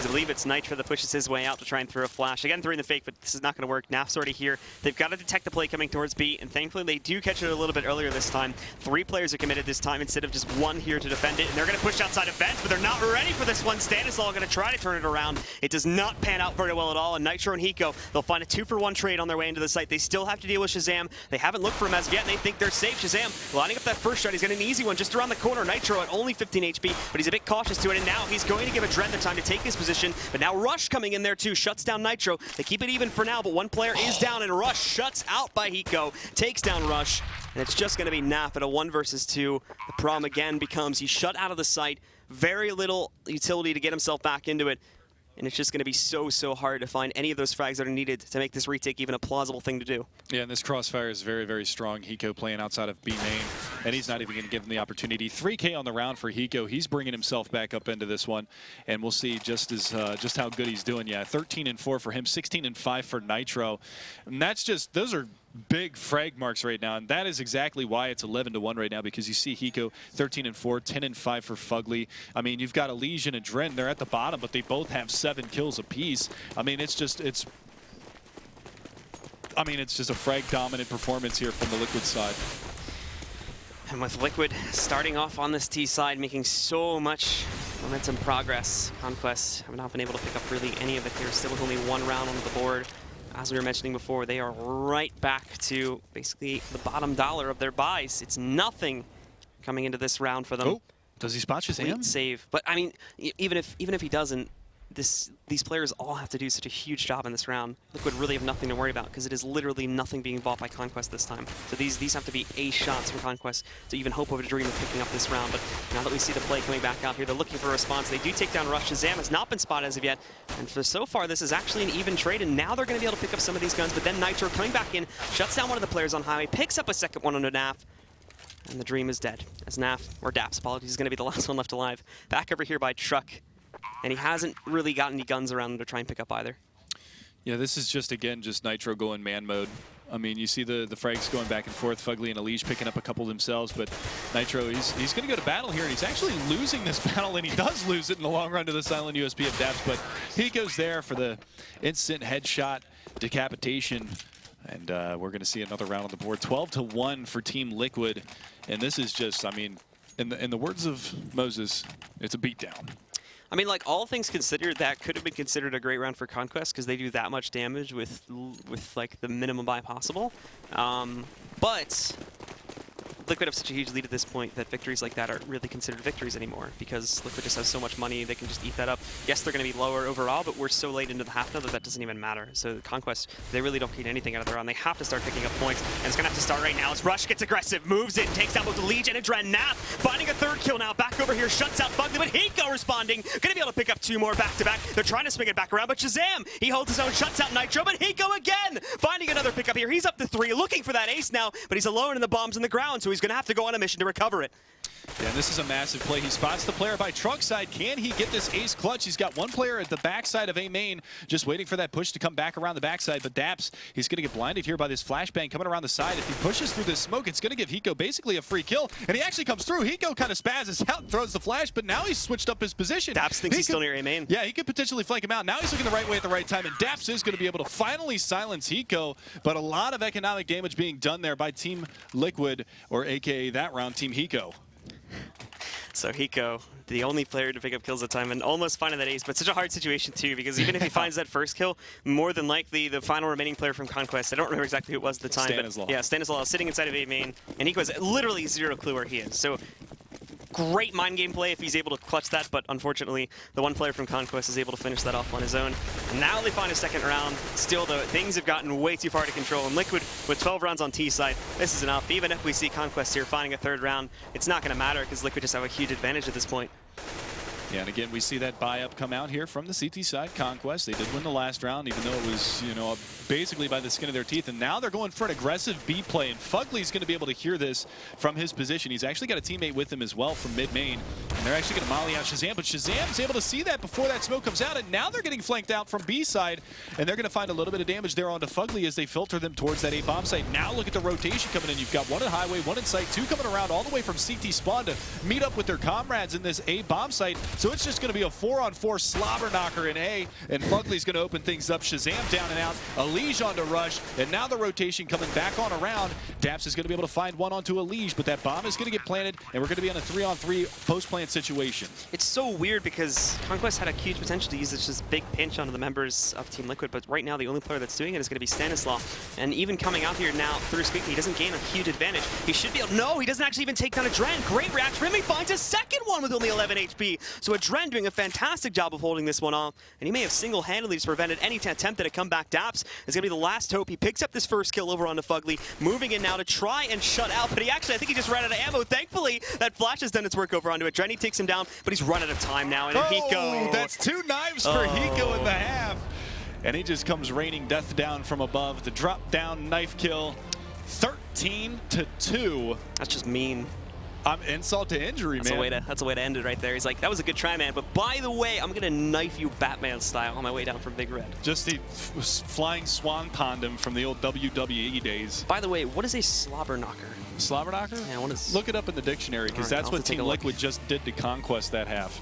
All right. I mean, they just... I think I can guess now. So they basted their turkey. I won't poke you any further for an answer on this one, but this is a complete turnaround, of course. It's a family show, Blue. From what we saw back over on Inferno. Liquid just with a huge lead here. I mean, what hope is there for Conquest to come back on the second half? What hope is there? Yeah. There's none. Wow. There's none. Liquid isn't give them any credit. I mean, you know, the desk is being brutal. I'm going to be brutal too here. There's no chance that Conquest is going to come back from this one. Liquid has got all the momentum. You can see them smiling and laughing. The other side, you see a lot of disappointment and a little bit of frustration on their faces. And unless they can, you know, wipe off that frustration and completely revamp their attitudes moving into the second half, there's just not going to be a chance. And it starts right here in this pistol round. And that's a decent start. A really decent start. All right, Conquest, make me eat my words. So now finding those first 2 opening frags. Liquid try to get a little bit aggressive there inside of A-main, but it doesn't pan out. And Shazam even going to find a third kill here too. Playing middle to a good ability. Moving in, might have a chance to take down Hiko. He finds it, and not only this, but Rush finding the final frag of the round there, shutting out Adren. That is a quick 5-kill pistol round there coming out from Conquest, and immediately they have a chance, although it's a very small one, to get back into this game. Yeah, they made me look like an idiot. Not yet. Not yet. They got about 13 rounds to win before that actually comes to fruition. But that's at least a decent start for them. And they go straight back to this 3 SMG, 2 AK buy that we saw on Inferno when they won the pistol round. Now, this is a team, like we said before, that they carry a lot of momentum after winning pistol rounds. So we'll see whether or not they can capitalize. But look at this lack of investment here on the CT side. They don't want to do anything on this one because it looks like they want to put the AWP in either Nitro or Adren's hands as quickly as they possibly can moving into this CT side. So quick, very, very fast attempt to take control of the B site here as they're going to be moving into it. Liquid do react to this, though. They see this coming, and the rotation is already well on its way, whereas Conquest, this is a problem for them. They're stunned to some degree. They're looking for that progress. Thankfully, they're going to be able to make it in time, and these rotations, although they are very, very quick from Liquid, will not be arriving in time to really do anything about this, especially with the buy they have going. Shazam right now is just ripping them a new one as he finds 2 frags, taking out both the players from Heaven. Fugly finds at least 1 pickup here, but that is the only player they're going to be able to find in the second round of this second half here. Yeah, and pretty much a standard anti-eco round. They just do a mid-split, 2-3, drop into that B-bomb site and clean house. Get the bomb plant, and then they force them to come to them. But with no investment, they were just going to go and try to make that at least as much expensive as they possibly can for Conquest moving forward. Unfortunately, they're not able to get any kills out of the round. So Team Liquid, they've still got themselves a 9-round lead. They're going to go into this 3rd round now. It's going to be another full eco. But this time, you know, they picked up actually more of an investment in pistols this time. So we'll see just what they can do with that. And unfortunately, starting it off, it's not going to be too great as Daps cutting down Adren as he attempts to run his way up to the A site. And this round's over. I mean, look, yeah. Conquest, they've got full control of the A site. So they take the risk. They go, all right, let's try and set up the trap at B, but the prey go to the other site, so there's not going to be anything to defend there. They ran out of resources, and now it's just picking them off one by one, which so far they're doing a fantastic job of doing so. But moreover, we're looking at this next round to come out. Daps has actually gotten 3 kills with that MAC-10, so he's going to have a lot of money going into the next round. But I'm really curious to see how Team Liquid is actually going to play on these gun rounds. Rush perched up there on top of the garage door is going to find Hiko and finish off the round. But now we're going to move into this one, and they do have money to go for an alt buy here if they so desire. And we'll see whether or not Adren is actually going to pick that up, or if they go for the full rifle buy. And full rifles is the way that it's going to go. So with them having this and having the mobility of the rifles, I kind of expect to see, you know, maybe a little bit of aggression come out from them. You know, we saw that pop flash very effective in A main on the Conquest side for one of the rounds that they picked up. We saw, you know, how a B push can be very effective, or a heavy mid 3-man stack can be. And this time it looks like it's just going to be a brute force tactic here from the terrorist side of Conquest in towards this A bomb site. And you can actually see, look at this, there's 3 players already geared up here from the CT side to try to quell this push from happening. This is basically going to go north or south for either of these teams now. The smoke setup works its way in. Conquest now looking for that progress, and they're going to be able to make it, finding both Fugly and Adren, but they don't account for Nitro sitting back over here. 1 and 2, almost catching the 3rd, but it's going to be Hiko that does this, shuts down Daps. But with Nap looking for a response, it's going to keep things even down to a 2 versus 2. There is a Liege, though, finding Shazam through that smoke, I believe, possibly taking him down. Now it's just going to be Naf looking to hold things off, and still no plant as of yet. Yeah, and look at this, actually, the buddy system being enacted right now. Hiko is low, so he's going to be playing in the backside of this one. Elige is going to be leading the push, but they're both coming from the same direction. They're both setting up for a trade here, and if Elige actually pushes in, they're just going to wait this one out. Elige actually takes the peek. He doesn't actually wait. He just finds that one and shuts him down as we do take a look at young Elige right here. And that's going to be a 14th round now on the board for Team Liquid. And again, that's going to reset things here a little bit for Conquest. They're going to be able to get a buyout from this one. It's going to be comfortable as well, especially with all of that SMG money that they had racked up. And now they've got Shazam on the AWP. Interesting side note, just looking at the money here from Conquest right now, there could actually be about $1,000 or more sitting on Naf or Stanislaw, because they basically throw a MAC-10 on the ground in that last round, whereas Stanislaw chose to rebuy UMP. So this could have lasted them out for a little bit longer, but this could negatively impact them in the long run here. If they end up losing this round, of course, here, and Liquid just get themselves up to match point. So that could prove to be fatal here, but Nitro, once again, will open us up with a great shot on a Nafly, shutting him out of the picture here, and the rest of Conquest going to have to try and make that progress through A main, basically on their lonesome, with Daps maybe looking for some progress in middle, but as the track record shows so far, he may not be able to grab that. Well, at least they get the trade out here, and they do take down Nitro. They also get Fugly and Elige as well, so this is a good-looking round from Conquest, but I'm not really sure how Nap didn't manage to get that frag onto Nitro. He was looking all the way over towards this, towards the vent, actually just gets completely annihilated. But look at this. Hiko and Adren just reel it right back in. And this is actually when Liquid was finding a lot of their success. These were the 2 guys that were kind of the clutch masters for the Liquid side. They paired up, and they were able to, you know, get a ton of rounds in their favor. And there's a dink actually onto Shazam. He's going to be very, very low, and it's a Dren. He's the 100 HP player. Oh, And he just another dinked him dink? again through the barrels, so it's going to do a little bit less damage, but he's down at 13 HP. Oh, no, Shazam. The volley There you comes go. out, and then Hiko finishes the job. That's the second time now. It was on the last side before, so Adren did it on the T side. But this is the second time now where we've seen Adren just be like this absolute champion at holding back over there by Quad. And that continues to be his really good spot here. This is that second round that's won basically completely off of his hands and has carried Liquid to victory to some degree. Yeah, and that's not a round that Conquest should have lost by any stretch of the imagination. Now, granted, they probably weren't ready for another player to be over by Quad, but look at what happened to him the round before then with Nitro playing at the NBK wall at the fence. You know, they didn't account for that player. He picks up 2 kills. It ends up flipping the round around, and Liquid pick up that round in the long run. This time, it's going to be a Dren playing from the backside of Quad, and he picks up 2 kills from that area. Now we see a mixed spy here from the terrorist side, and Rush is actually going to open things up. But again, not accounting for Elimination to be there to support his teammate. Nitro is going to be able to trade out Shazam, but finally, Nitro again with an HE grenade is going to be able to take one down, but Nafly around the backside of that bomb site is going to be able to find Elimination. And now you've got that AWP from Adren trying to find some damage down onto these players that are actually in the site. But the bomb is dropped. It's actually right here at the cross, and this is a really difficult spot for him to be in. But Daps actually decides to push forward and take that fight, and Nitro is going to go down. The last 2 CTs both attacking here from CT spawn. And if they get in here, actually all 3 of the terrorists are, well, 2 of the terrorists are going to be over here, and one's actually in Useless, or AKA the Sunroom, and it's going to be Daps again with the Tech 9. Daps, if they win this round, Daps wins it for them right here, because this is 2 amazing frags he's found now back over by CT main. Now Adren still looking for a chance to clutch this, but makes his first mistake. They're rolling out, looking for a great shot on the Daps, not going to be able to find it. He drops down, now hiding in that smoke, but it's fading away, and he's out in the open, so Daps is going to clean things up with a 3K and single-handedly will close out this round for Conquest. Big victory to him. We were talking about how he was a little bit more on the lower side of the performance from Conquest back on Inferno, but he has changed that in loads back over here and is actually top fragging now, tied with Shazam here on the second map. Yeah, 17 kills apiece for those guys. Nafly right behind him. Nafly, the one that we kind of talked about being our big player from the Inferno side, 14 kills for him. So this is going to be, again, another match or another map point here for Liquid, but they're going to be on a save. So they've still got 9 rounds to work with as far as closing this one down. And Conquest, it's still a very, very much so an uphill battle for them moving forward into these final couple of opportunities for them to get themselves back into this matchup. Yeah, you said it perfectly right. I mean, Liquid have no reason to sweat as of yet. They still have so many rounds which they can, you know, basically just hand over to the members of Conquest before they really have to start worrying who's going to be around that 11 to 12 point margin where Conquest have a really good chance of tying it up and taking it into OT. But until that point, Liquid can take it easy and still play a very, very normal game as they only need just that 1 more round to close things out.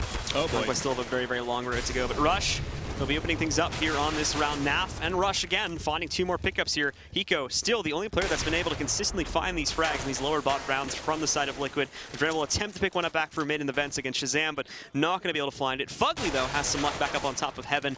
He's going to be punished out there. Him and Daps are going to shut down the final 2 kills, and there is another round going onto the board for Conquest. So we're going to see this. Is this going to be another save? It's probably going to be, yeah. It's going to be another save from Liquid. No reason, like you said, no reason to sweat it right now. They're still 8 rounds up.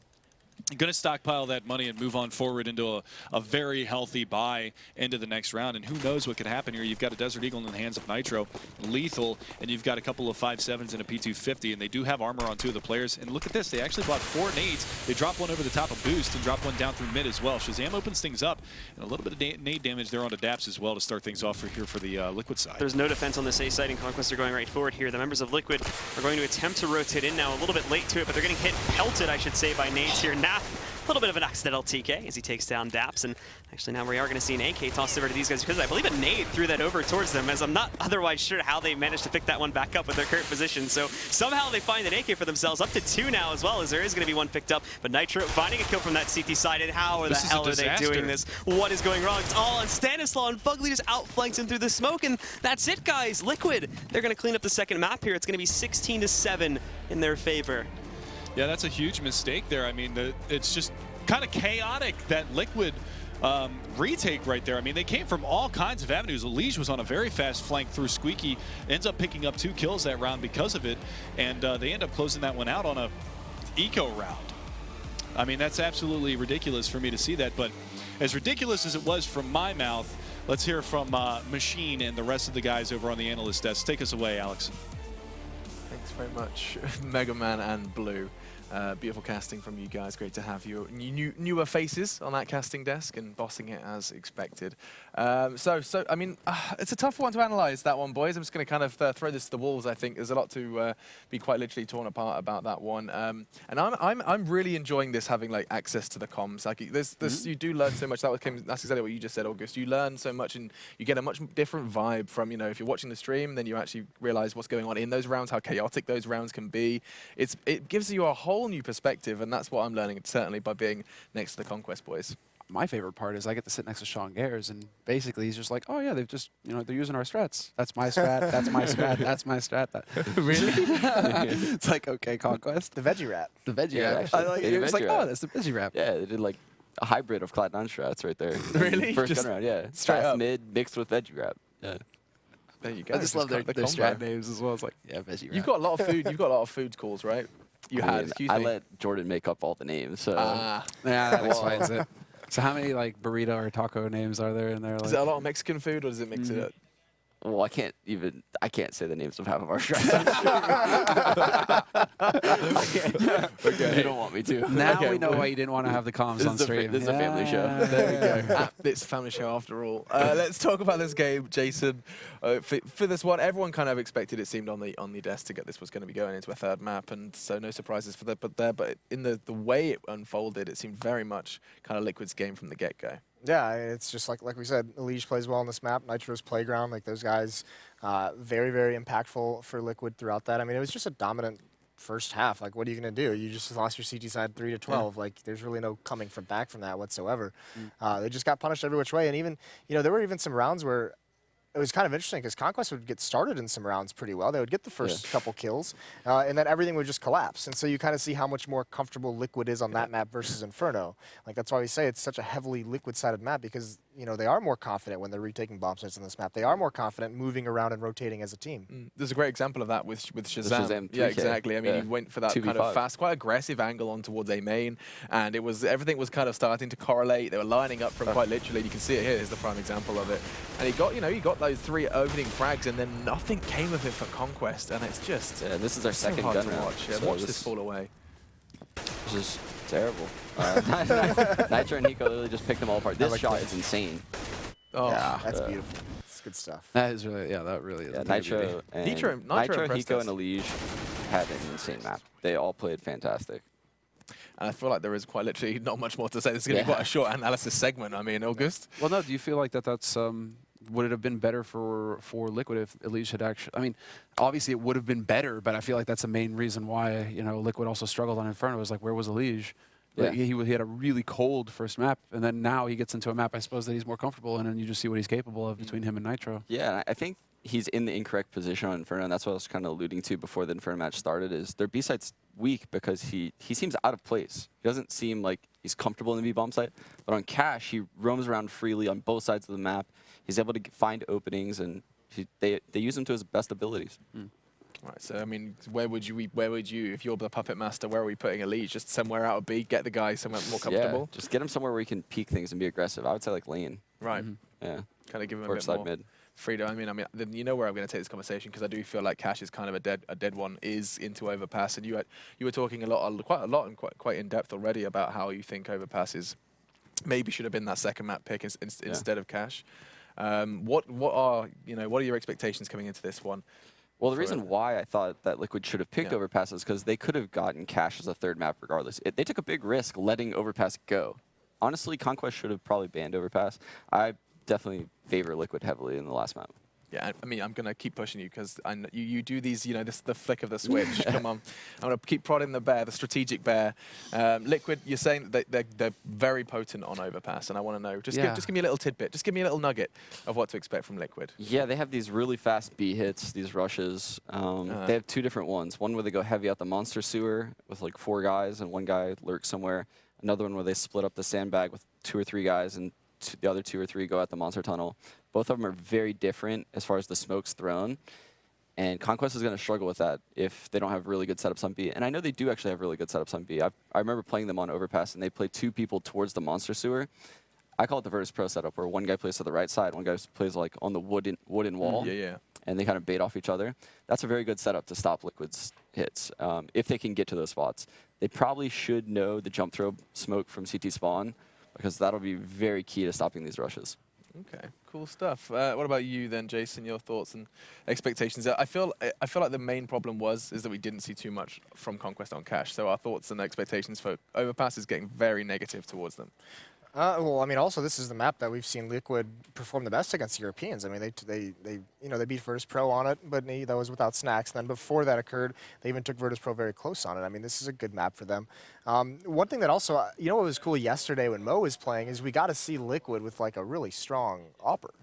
Like, because we haven't, like, Dren ops, but he's not like that power opper, he's not going to carry you through stretches with the AWP. Overpass is actually a map that plays a little bit to his strengths as an opper, because he can hold angles towards bathroom. He can take his one shot, just fall back, relocate, and just rinse and repeat back and fall all the way back to the A-bomb site. So it's actually a map where the op can come into play as well for Liquid.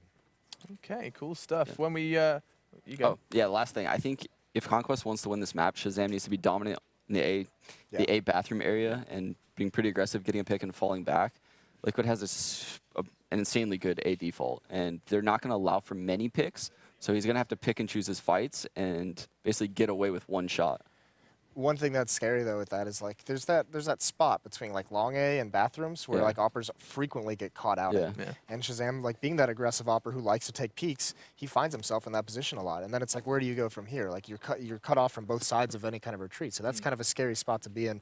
And I would not be surprised if he gets punished there, once or twice throughout that half. I mean, that is quite commonplace in Overpass. You do usually see someone go quite aggressive. I can see why that would favor Shazam and someone that wants to go for picks. You peek party or anything like that. Yeah, but if it's not successful and then all of a sudden the hit starts coming in, players push up bathroom. If the terrorists have control of bathroom, all of a sudden you can't get back to the site safely. So we're going to see maybe instances of Shazam just get locked out, like connector, party, maybe a long push, something like that. Okay. All right, so we've kind of made it clear. We're going to be coming back very quickly. We're going to take a nice and quick break before we bring you our third map in this best of three. Our first third map. We've finally done it. We've finally seen the actual reason it's called best of three. And we'll be back nice and soon.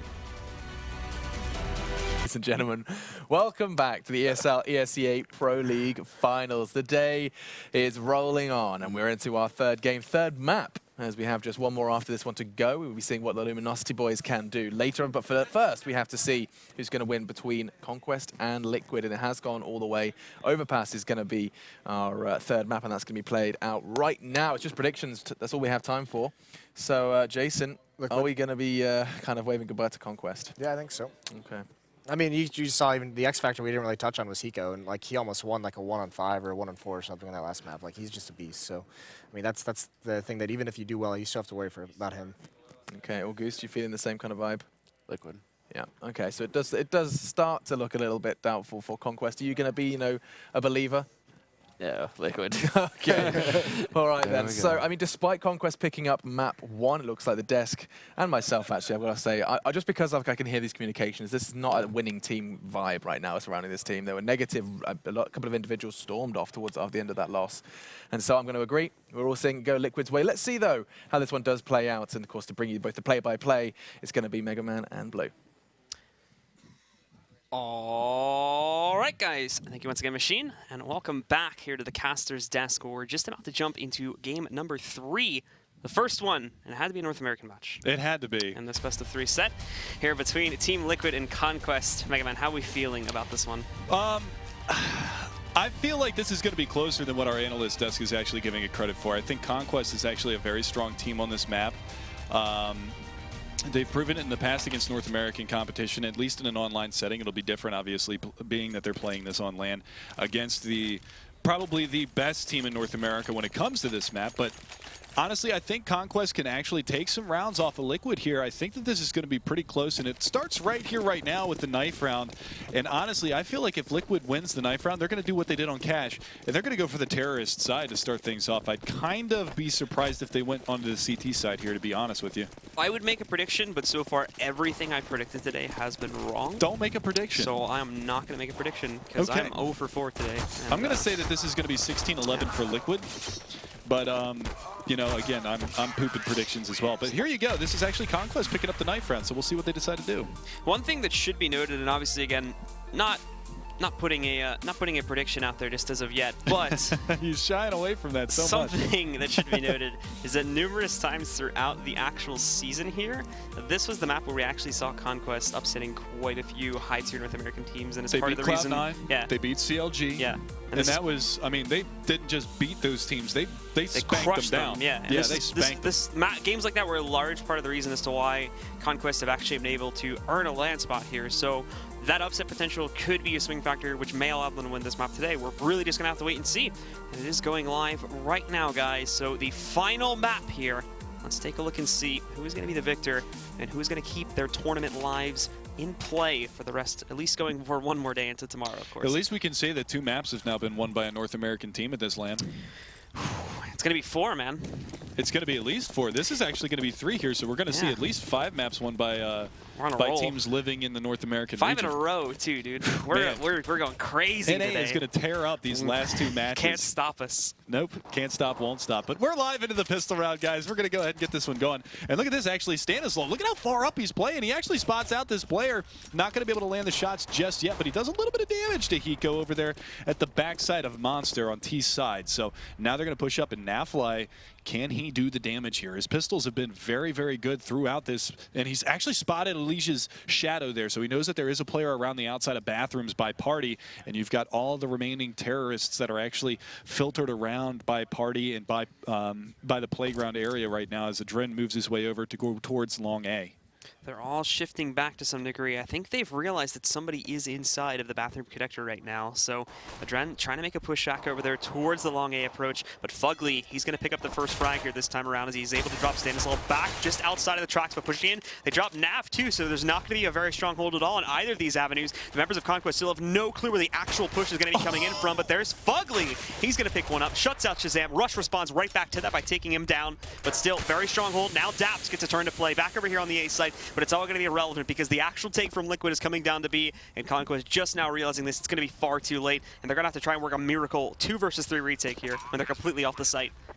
The only benefit about this is the rotations being so fast here on the CT side of this map. Overpass, it's just they can get from A to B so incredibly quick, but they've got to clear out this player in pit. They do that. They actually combine. They're going from the same area as well, so this could potentially come to fruition here. Nitro's going to get spammed down a little bit. He does some damage to Daps, but they're running low on time. Daps actually does take down Elige. It's all down to Nitro, and they take him down as well. Do they have time? There's a kid on short. They're going to be able to get back in there. Does he have it?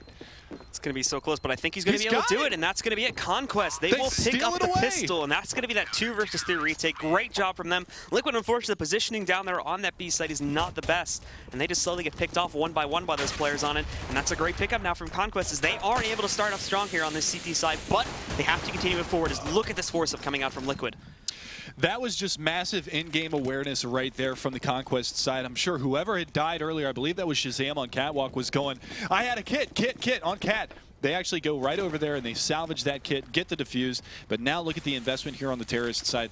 Liquid, they're going all in this round. This is like a raid boss buy that comes over here on Hiko. Fugly actually has to stop and go back a little bit here too. He's going to be the only player without armor, and this is actually a fairly strong buy with all things considered. This is like a mid buy that would happen like later on in it, but they've managed to put Hiko, who again has been an absolute monster so far with this AK. He's got it in the second round, and Conquest have no clue that this is going to be happening, so they could be set up just for a normal sort of eco round here, as they don't exactly know what Team Liquid are going to be doing. They get the plan, so I think they're actually expecting a really light buy, and that could be a mistake. And to start things off here too, Shazam, he's going to get hit pretty hard. He's down at 22 HP, and he's got to fall back to this A site.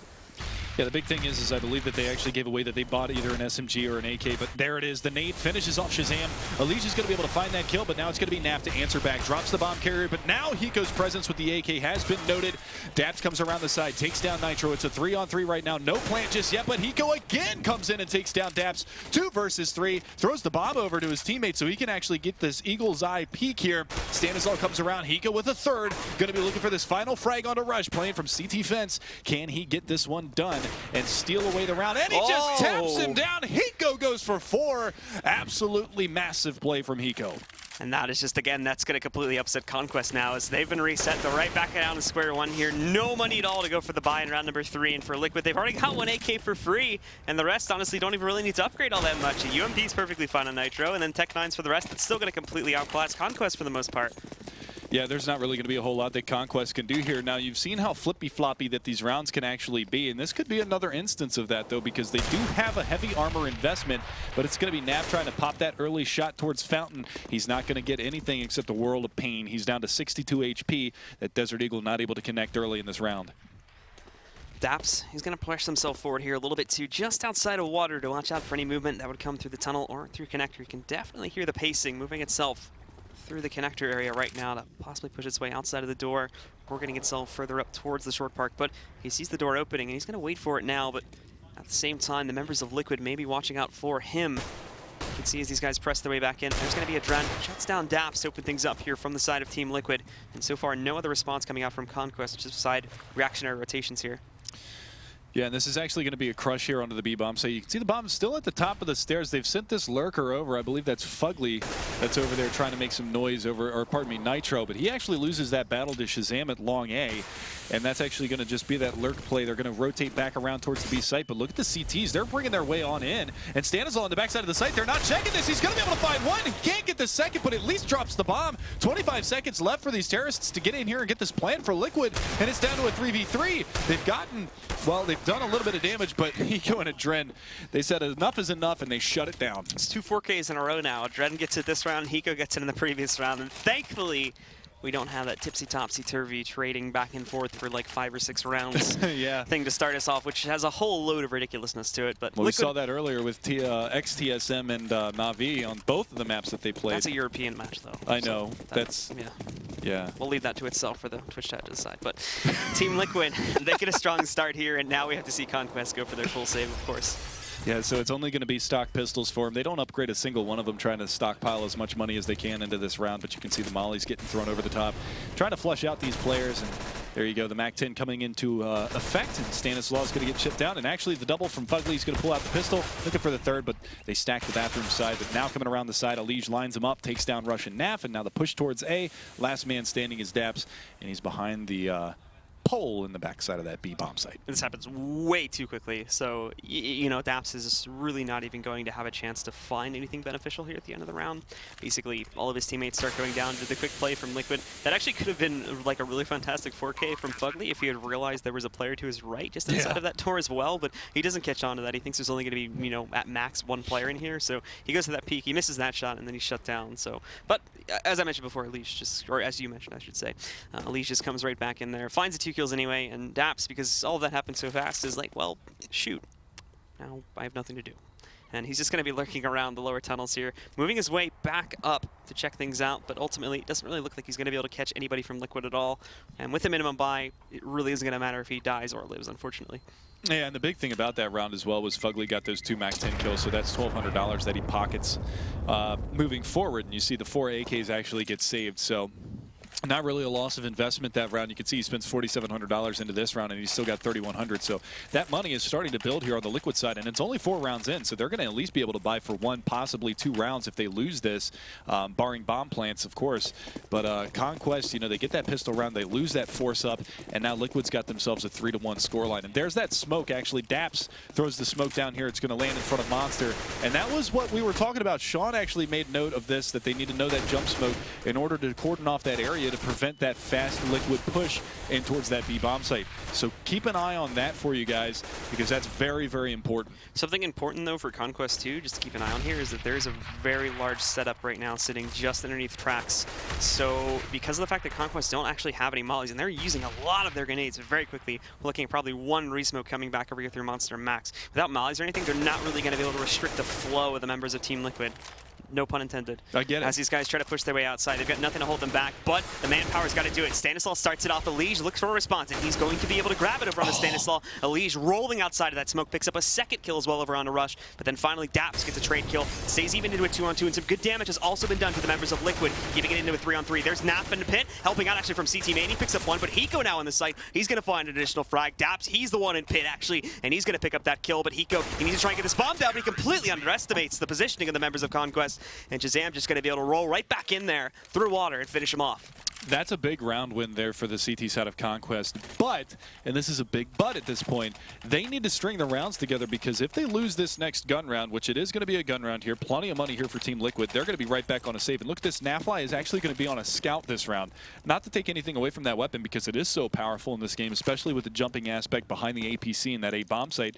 But really, they need to string the rounds together here on Conquest to get that money situation in their favor, because they lose this one, they're looking down, they're staring down the barrel of a 5-2 score line, and things are going to start to spiral out of control for them moving forward into the late game of this first half. Look at how far back the members of Liquid are here, too. They're very, very scared of an aggressive movement coming out now from the members of Conquest, when it's almost the exact opposite that they're employing here. They're sitting back. They are expecting Liquid to rush something and push directly into their quarter of the map, but so far this is not happening, and now they're both starting to make forward movement here, looking for each other, specifically out towards Long A. It's going to be Shazam, and he'll have a chance to take down up to 3 players from Liquid, depending on their movement. Nitro will be the first one out.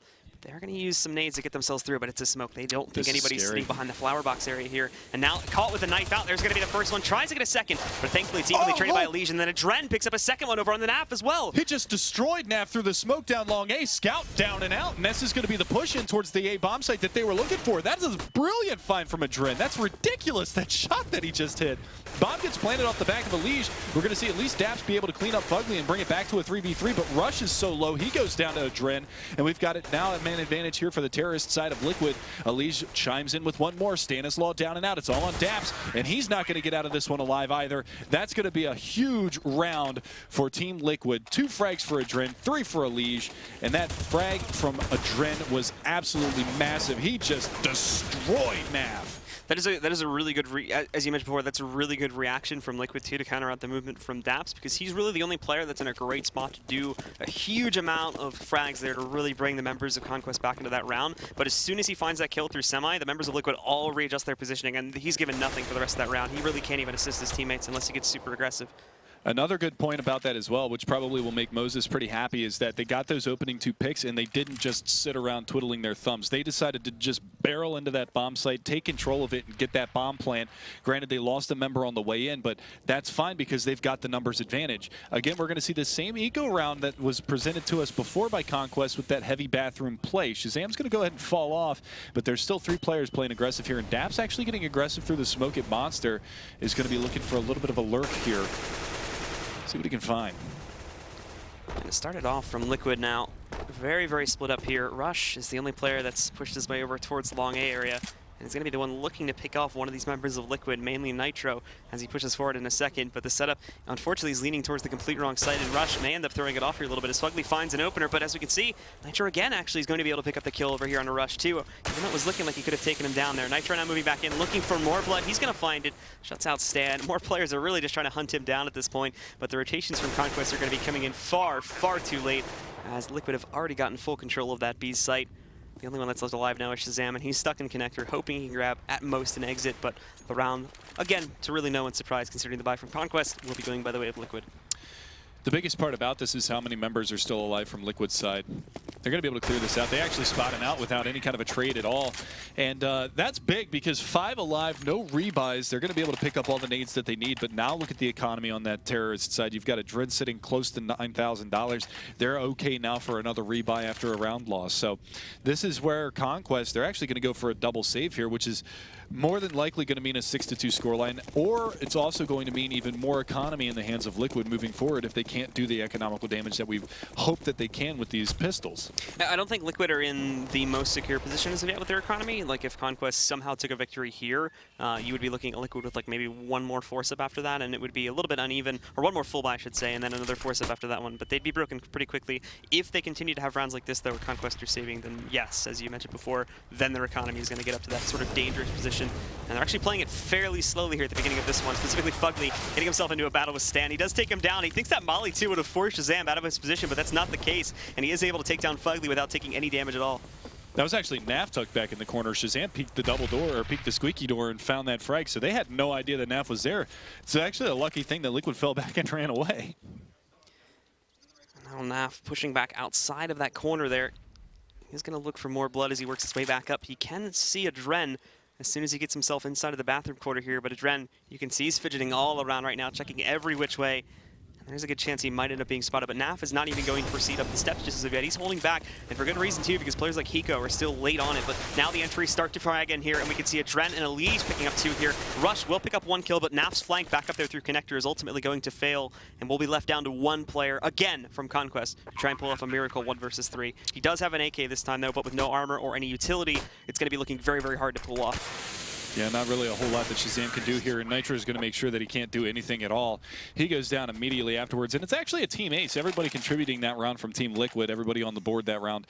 And you can see now, look at the money. It's starting to get out of control for the terrorist side of Liquid. 2 rebuys, so you've got 2 players that are going to spend some money, but still Adrent at 7,500. The rest of the team is up over 5,000. Every single member, aside from Fugly, who was also on a rebuy, but fragging together as well. Nitro's off to a bit of a slow start with 4 kills, but the rest of them are 10, 8, 7, and 6, respectively, across the board. So doing a great job playing this team game is Team Liquid.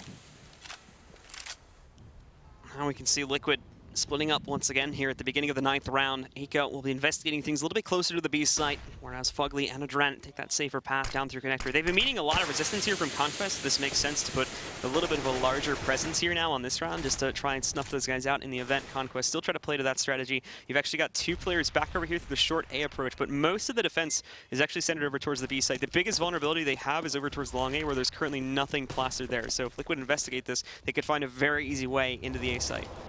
And actually, that was interesting to see. Shazam with the AWP finally on his back was going for exactly what Sean was talking about, trying to take that aggression towards the bathrooms to get that early pick for the Conquest side and then fall back. He didn't spot anything, so he goes ahead and falls back anyway. And now he's going to be looking over here. Actually misses the shot onto that player at long A, but now he knows that there's at least 1 player that's down in that avenue of attack, and he switches his position again. He goes back over towards the bathroom side, and this is where Fugly is actually playing. There's a teammate right behind him, and Shazam misses the shot. That is a horrible mistake. That was just off the mark, too. He probably doesn't even realize there's a 2nd player here now, too. But the fire's going to roll in anyway. And they're actually going to commit to the A site off of this missed shot from Shazam. Not just this, but Nitro finding a great opener here. He's going to be able to pick things up by finding that first frag over on Shazam. More players trying to work away, but Naf is ready for them. Gets that first one. He's going to transfer that spray. Thankfully not. And Nitro again with another kill coming in through the smoke. He's going to be able to drop down. Naf finishes him off. They get the plant. They have a stronghold, and now they can fall back into a safe position in the bathrooms, where the members of Conquest are going to have a really hard time retaking control of that bomb. Yeah, with the man advantage as well, they might want to just call for a save here because these post-plant positions are so strong from Team Liquid. They've got 3 players over by bathrooms, 1 by long. Hiko might lose his life here, but it's not going to be the end of the world because the players are there for the trades. Dap's very aggressive outside of bathrooms, going to be pushing in here, but he loses his life to Adrent. And that's a name that we haven't really gotten the chance to say a whole lot of. Adrent is playing absolutely phenomenal on Overpass right now. I think there's been a couple players from the side of Team Liquid that started off this set back over on Inferno, not so good. And by the way, Rush is going to get dropped here, so no saves coming out from Conquest into the next round. But not just Adrent is one example of this too, where he starts off kind of okay on Inferno and then really improves his game back over there on Cash and then coming into this map too. But Leaves is another player, and he's actually top fragging for the team right now alongside Adrent, both of them sitting at 10 frags. We cannot forget too, Nitro has carried over his momentum from the previous map. And in terms of just purely the impact frags that have been coming out, it's been Nitro picking up these ones left and right. Well, you know, I talked about Nitro right at the beginning of that last round, sitting at 4 kills, and the other ones being up around 10 to begin this one. And then he goes and gets a 3K just to shut me up because of it. So he's joined now up with the rest of his teammates as far as the frag count is concerned. But again, now we're going to see this push out. Brilliant flashbang. Daps is going to eat a little bit of that one. It might not have completely blinded him, but here we go. There's Hiko with 1, looking for a second one, but Nafly's going to be able to trade that. They should be filtering out the squeaky door to try to shut him down, and they do just that. Adren's going to be able to find that kill. And now coming around from the side is going to be Stan, who at least manages to find a little bit of a saving grace. Takes down Fugly, but it's a 1 versus 3 now. Let's keep the money low round here for Conquest, as their ecos, there's not been a whole lot of luck of really even getting close to picking up rounds off of these. So their best duty is just to try and reduce them down as low as possible. Stan actually, I should mention, he does a really good job reading exactly what Team Liquid are going to do and beats them to the punch on the rotation getting up to the A site. So Liquid are actually held back a little bit, and they're going to try to go back down to B. However, Stan realizes this too, and look, he's here in time. Unfortunately, he gets himself into a long-range battle with the Dren, and obviously with the AK, he's going to win that. Yeah, he doesn't have the arsenal to take that battle, so a little unfortunate, but again, you know, that's kind of what we talked about, kind of his MO. Stan, you know, especially on Inferno, we saw some really big plays coming out from his side. He's sitting down there at the bottom at 3 and 10, but, you know, he's also joined with the likes of 3 of these other players, Shazam, Naf, and Rush, and it's kind of, pardon me, it's kind of funny because on Cash, we saw Dap step up. He's continued to carry that over here onto Overpass as well. The unfortunate thing is that the rest of his team isn't performing as well as he is right now. And that's kind of an interesting thing, because I talked about on the very first map is Daps was at the bottom because he's the IGL. You know, you don't typically see, you know, like your Pronax or even in the past with Sean Garris, you know, you didn't see the frag production that you would on your all-star fraggers. And that was kind of the MO for Daps as well. But the last 2 maps he's done significantly well. It's just a shame because the rest of his team isn't stepping up to be there for him. Liquid are taking a really spread out approach to this round. As you just take a look at the mini-map there, you can see players are really all over the map looking for an opening pick here, but so far not being able to grab it. And unfortunately, with Adren sort of working his own game there, he tries to push himself inside of the bathrooms, and it just does not work out so well. It's similar results across the board now for Daps and Shazam as they pick it up, but Elysian Fugly will be looking to try and respond back to this one. Conquest will still hold a very large advantage, and not just this too, but the bomb is sitting back down over here at the end of long A approach. Hiko will have to go for a very last-ditch attempt to grab this. Now he can use the smoke to pick it up, but the problem is that that's the only smoke they have, and they may need that to get into the site to begin with. But Fugly, he's going to open up an ulterior angle here now, and this could throw Shazam off to a certain degree. Shazam's going to miss that shot anyway, and now they've got the bomb in their control. But Fugly, so aggressive, just goes right into the corner of Shazam, and that's going to be a mistake because now they've lost one of their 2 final players, and it's going to be a 2 versus 1. They already know where Hiko is. He's been shut back out. This is going to be a very risky peek. He tries to go for it, but Shazam is waiting right around the corner, and he just finishes off the game pretty much on his own there. Yeah, and that was good because he actually got the bomb down. Now, granted, they were running low on time, so it's not like they could grab the bomb and fall back towards that B-bomb site to get that bomb plant. Shazam holds his ground and does it, you know, obviously does it well.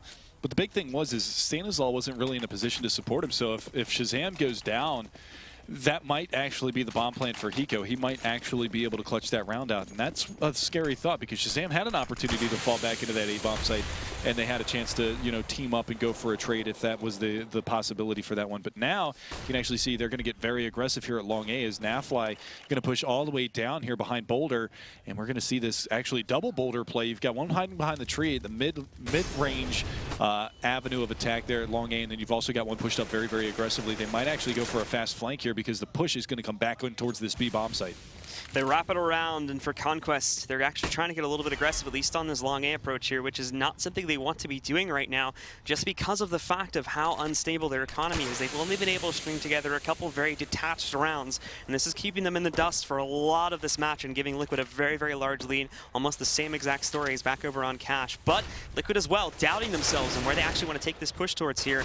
I think Conquest is a fairly good read onto this one. It's just going to be rotating in and trying to find that pinch, which Nav is already moving out to start off on here, but at the same time, with 40 seconds left, Team Liquid have a lot of time to play some mind games here. The mollies come into the site, the smokes come into the site, but there is still no commitment as of yet. Finally, they go for it. It's an open trade on the way in, but then we see Nitro and Elise picking up 2 more there. There's Nitro wrapping back around, gets full control underneath the canals there, picking them up, and now they get site control. However, the quick on the retake here is going to be Shazam. He tries to move in a pit. It doesn't work out. He's dropped, and at the end of the day, Hiko picks up that final one to give the round over towards Liquid once again now. They destabilize Conquest, and they're right back down where they started from.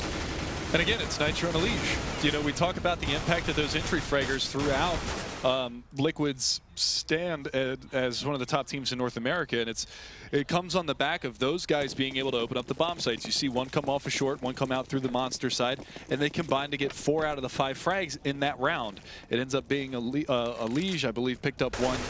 Nitro had 3, and then Hiko finished off the round with 1 at the very end. And that just shows you the firepower that they have. They've got this kind of flair on the terrorist side, and they do it with some style as well, and I really like that. But that's actually a really good opener from Rush there as he just overwhelms Fugly and picks up a great headshot with his USP. So Conquest will maintain control of the B site. No one pushing out just as of yet, so they're going to have to try and get this read that is coming in towards A. Shazam has just found it, but now it's about getting these players in towards it in time, and they're still expecting something to come back over here through lower park as well. So you're going to see Stanislaw and one other player here from the side of Conquest sticking around to defend it, but this is not what's needed. They need to get ready for this push. This is doing something else though, to a good degree. It's actually stopping them from rotating through the connector to get back down, and if they do go for this, they're going to know it's happening. Yeah, and one of the big things about this, too, is that they've given a lot of opportunity for these rotations to come in. It's going to be Elise to try to bail out his teammate, but he gets there a little bit too slow. Oh, whoa! He just hits the 180 spray down, spray control on a Shazam. That was insane! So now it's just Daps working a 1 versus 3 with just the USP. Has to try and find his way up towards the A site, but this one's going to be scrubbed.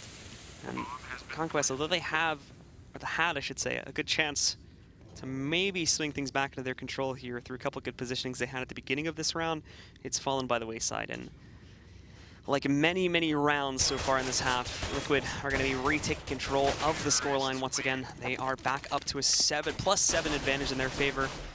And for Conquest, they're going to have to probably go for an... Actually, no, they're finally going to force things up just because this is purely out of their control at this point. They're going to be coming up to one of the final rounds, and Liquid are just too far ahead. It's the same story back over on Cash. That was insane from Elige.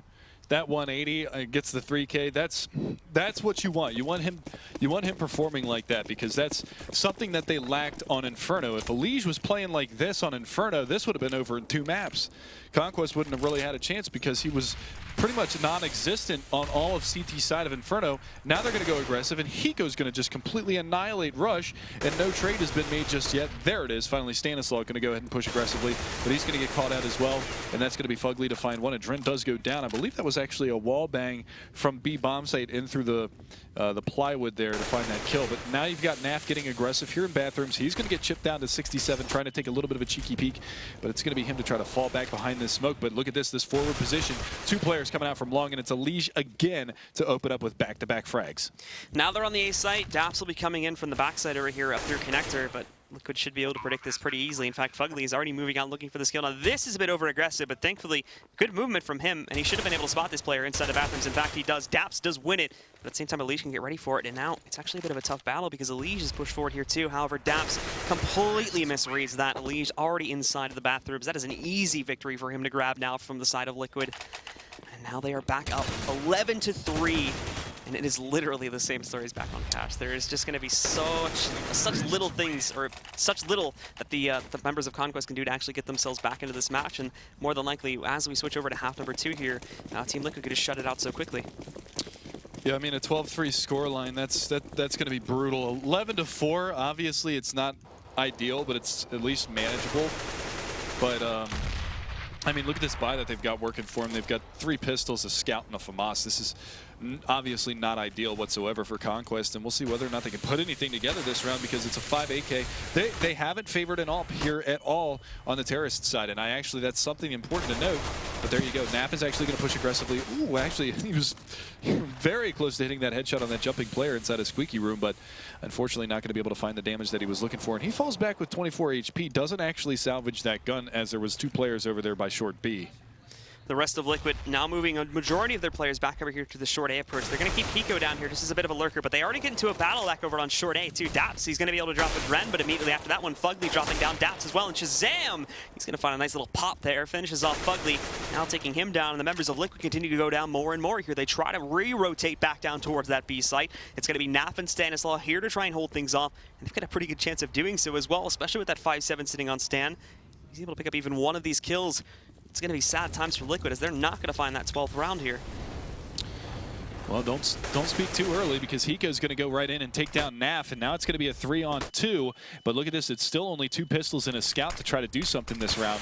And it's Hiko and Elige alive, and Elige has really stepped up in the last few rounds. You've got players coming from all angles right now, and Elige in the backside of this site, behind the default boxes, he's going to open things up. He finds Shazam, it's down to a 2v2. He's very, very low. He finally goes down, but now it's the Clutch King. Can he do it? He's looking for Rush. He comes around the side, but now it's going to be on the other side of the pole. It's going to be Rush to actually finish him off, so we will see that 4th round for Conquest. Hiko falls. 11-4 is going to be your scoreline moving into the second half. That's some good teamwork there from Conquest too. They don't just sort of, all right, you go first, I'll finish him off if you die. And nobody tried to stick a defuse in that situation. They both went for the frag. It was very nice. Very calm play from Conquest to now find a 4th round. Gives them a little bit more of an opportunity to work their way back into this match as we switch sides. However, Liquid again with 11 rounds on the board. That is still going to be an amazing start, and if they pick up a pistol round again, and assuming they don't have any troubles with the 2nd round, of course, like we saw in this first half here, then that is still going to be a very large advantage mounted by Liquid, up to potentially around 14 rounds. And for Conquest, they're still going to be 10 more behind, with Liquid only 2 away from victory here in this set and knocking Conquest out of the event. Something to note, actually, as well, is out of all of the pistol rounds that we've had so far, now we've had 5 out of 6. 4 of them have been won by Conquest. They've won 4 out of 5 pistol rounds that have happened so far. The only one that Liquid won was their T side of Cash. So it was Inferno. Both pistol rounds went to Conquest. Overpass, the CT side pistol, and the terrorist side pistol for Conquest. And the big thing to note was that forced buy in the 2nd round by Team Liquid was kind of that early coffin nail. I mean, they just took the wind out of their sails immediately. Yeah, I mean, I think it was either you or one of the analysts that mentioned, again, one of the things that Conquest relies on is good momentum Pistol right round. from the beginning of it, and that Yep. would come from the pistol round. So to start things off, it's going to be Fugly and Hiko picking up the first couple rounds of kills here. They are going to be moving in very quickly to retake control of this A site, and Conquest have been pressed back out. Stan and Daps try to hold a close angle, and Stanislaw, good on the shots, drops Fugly before he can move back out to re-rotate over towards Nap, but then there is that response coming out there. Nitro shutting out Stanislaw, more of them trying to push into the bathrooms, and this is being held out too while Hiko tries to stick onto the bomb, but Nap does a good job. He stops this, dropping Hiko down to a 2 versus 2 here. Daps again is trying to stop someone from defusing the bomb. He's picked up a kill on the Nitro, but Elige responds to it. Now Elige is alone and actually doesn't want to take this duel, even though Daps is down at 2 HP. He's going to give it over, and he's going to give the pistol round to Conquest. 5 out of 6 pistol rounds have now been won by Conquest. And the crazy thing about it, like we said before, they won one of the pistol rounds on Cash. They ended up losing that map, what was it, 16-5 or 16-6. They ended up winning on Inferno 16-13.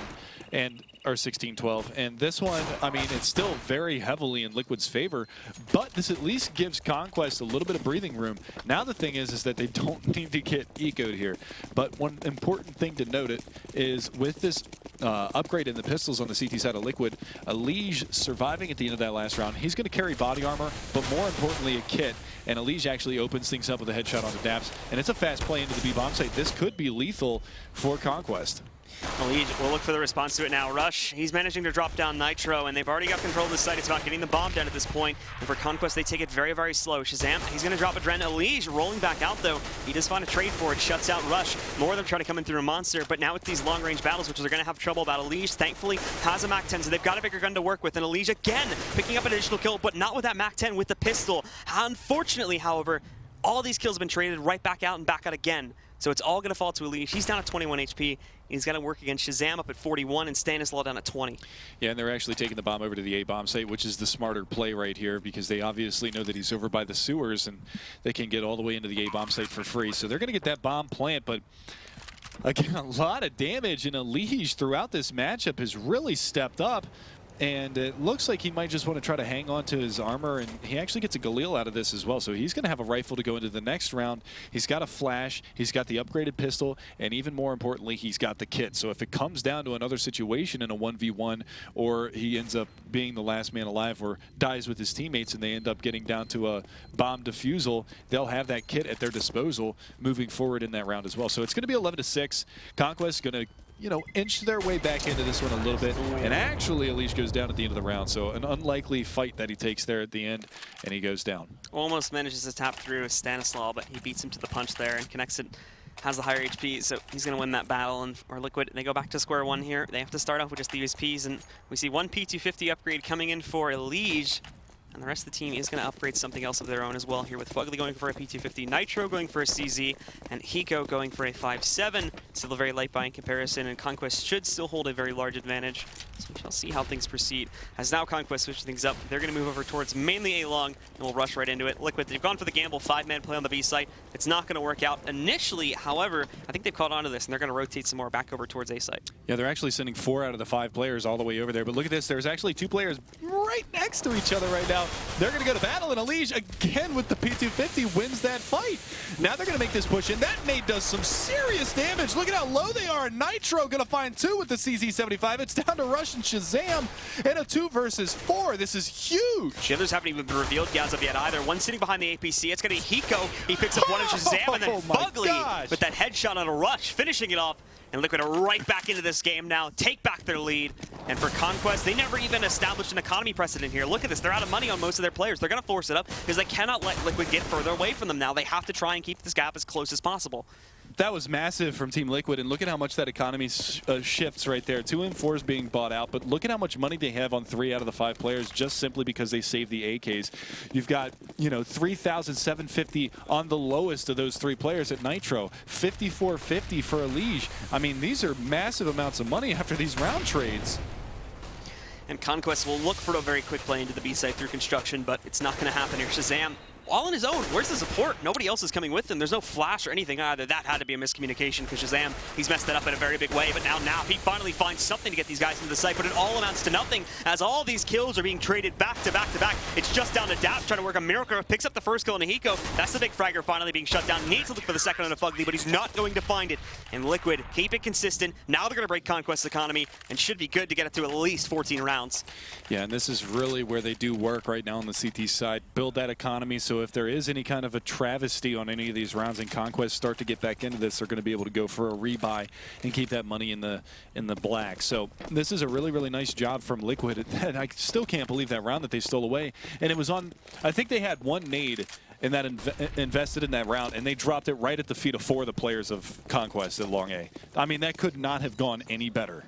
Conquest are running out of things to use here, unfortunately. This is just a big train of players working its way through short A. And Ren just cutting them down one by one. There's already 2 coming up for him. He's going to have a chance to find more, but it'll be Fugly on the front lines here. At least as Shazam tries to force his way through. Some nades being tossed back over onto these guys as well, but now Elige cutting them down. Elige, Hiko, and Elige again, finishing off those final 3 couple of players. Nobody going down from Liquid at all. They're not even getting economical damage on these eco rounds from the side of Conquest, so they will force things up in what could be one of our final rounds, but they're missing so many key components of utility, which could allow them to get into the site to begin with. There's no mollies on this team at all. They've got a smoke set up, but without mollies, they can't force members of Team Liquid out of their stable positions, and that's going to hurt them in a very big way. And that's really important to note on this one because the Molotovs on the terrorist side are so important. You know, flushing out players at Optimus in the A-bomb site, flushing out players playing in Bank, pushing them back behind the APC, and also adversely in the B-bomb site, flushing out players that are playing behind barrels, you know, and all that kind of stuff. But now you see, look at these forward positions again here from Liquid. They're actually doing the same thing that Conquest did, but it's a Dren to open things up. Finds that frag on a Nav. Now it's going to be Shazam to answer back on the Fugly, so it's a 1-for-1 trade to start things off. But again, Elige, that push around Long A, he finds the back of Shazam. They haven't even realized as well that Long A push was coming in. So Nitro and Adren, again, the movement from Liquid is just so good right now in Conquest. They have no idea what to expect from these guys. So Liquid, really good job on that push that comes out against the members of Conquest in this round, and that's just crushed them because now Liquid, they're going to be on match point here. Conquest, they're going to be on a Tech 9 force at best. Maybe 1 rifle if someone can squeak through with that, but it's highly unlikely, and in fact, it's not even going to be possible. Shazam's the only player left that hasn't bought, and everybody else has gone. Actually, I scratched that. Shazam buys a P90, so they do have one bigger gun, I guess, if they can try and use here. If they win this round on the back of that P90, I will be very surprised. The good news is they have more mollies this time, so there's that at least. That's the funniest part about this is because they go from such a broken buy where they go for all these smokes that they don't even get to use to buying up all these Molotovs that actually gets wasted at the bottom, and Nafly actually burns in his own molly to 45.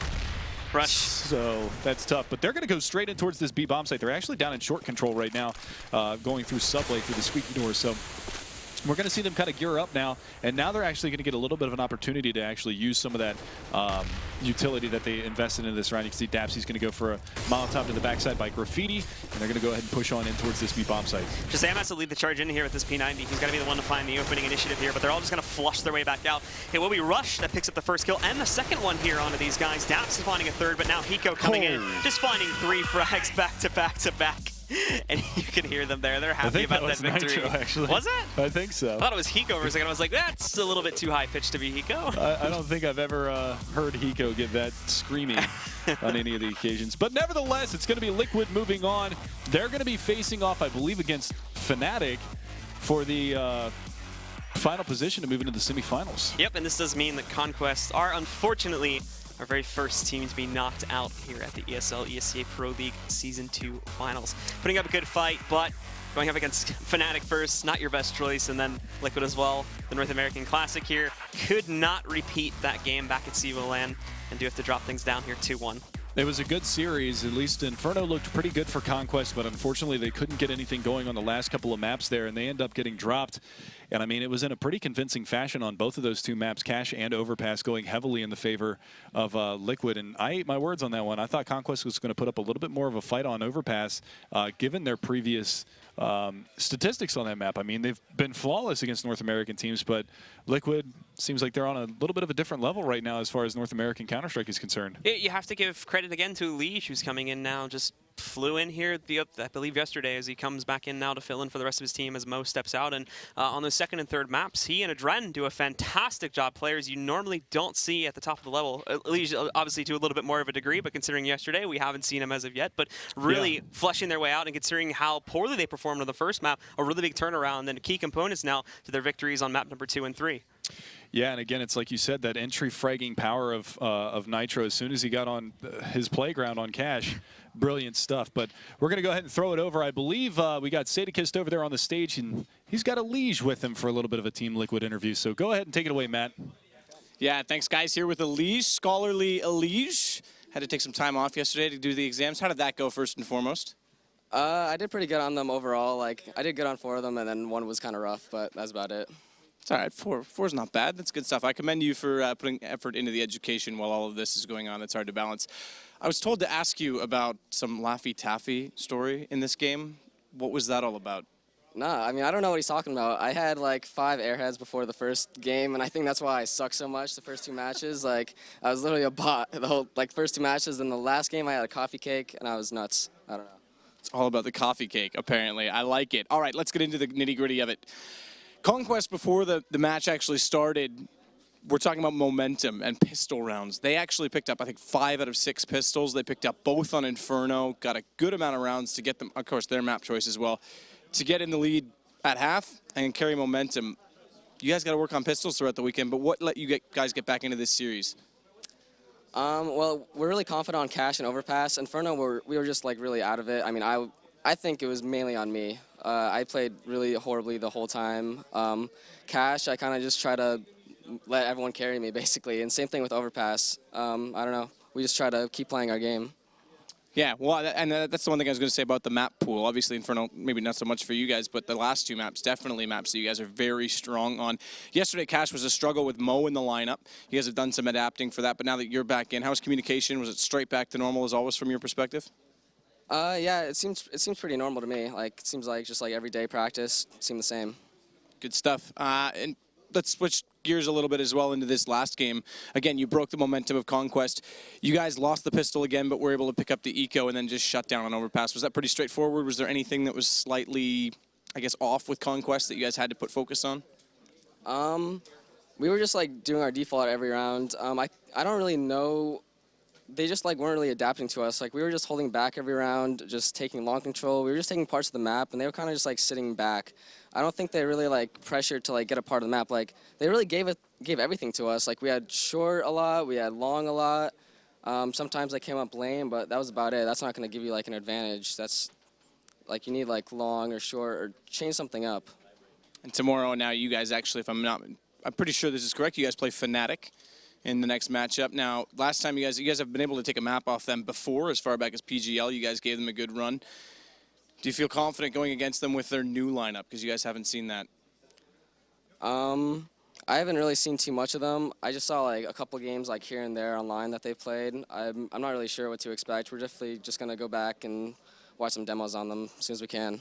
All right, well, you got lots of time to do that now because you guys are done for the night. Great job. Thanks so much for the interview. And like I say, you guys could take the night off. We aren't done just yet, though. We've got one more match coming up. We're going to talk a little bit more about this one, though, first, because this is the first one all weekend that went 3 maps. And, interestingly enough, the first time that North America won a map. Har har. Take it away, Alex. How does that make you feel, That's Sean? absolutely right. The first North American map has been acquired. In fact, 3 of them, believe it or not, as we did go all the way, and we have ourselves a North American presence waiting and battling for that one extra step to a semi-final. As he said already, they're going to be battling Fnatic now. Liquid picking up that spot, and a congratulations is in order for them. But of course, Conquest, first team to be eliminated as well, guys. Let's kind of bring down and break down Overpass. It was our final map, and a map that everyone here considered it was going to be going Liquid, and it was a predictable result. You guys called it. Were there any standout surprises to you, Sean, or was that was how it was going to go, and it did? Yeah, that's exactly what I envisioned happening.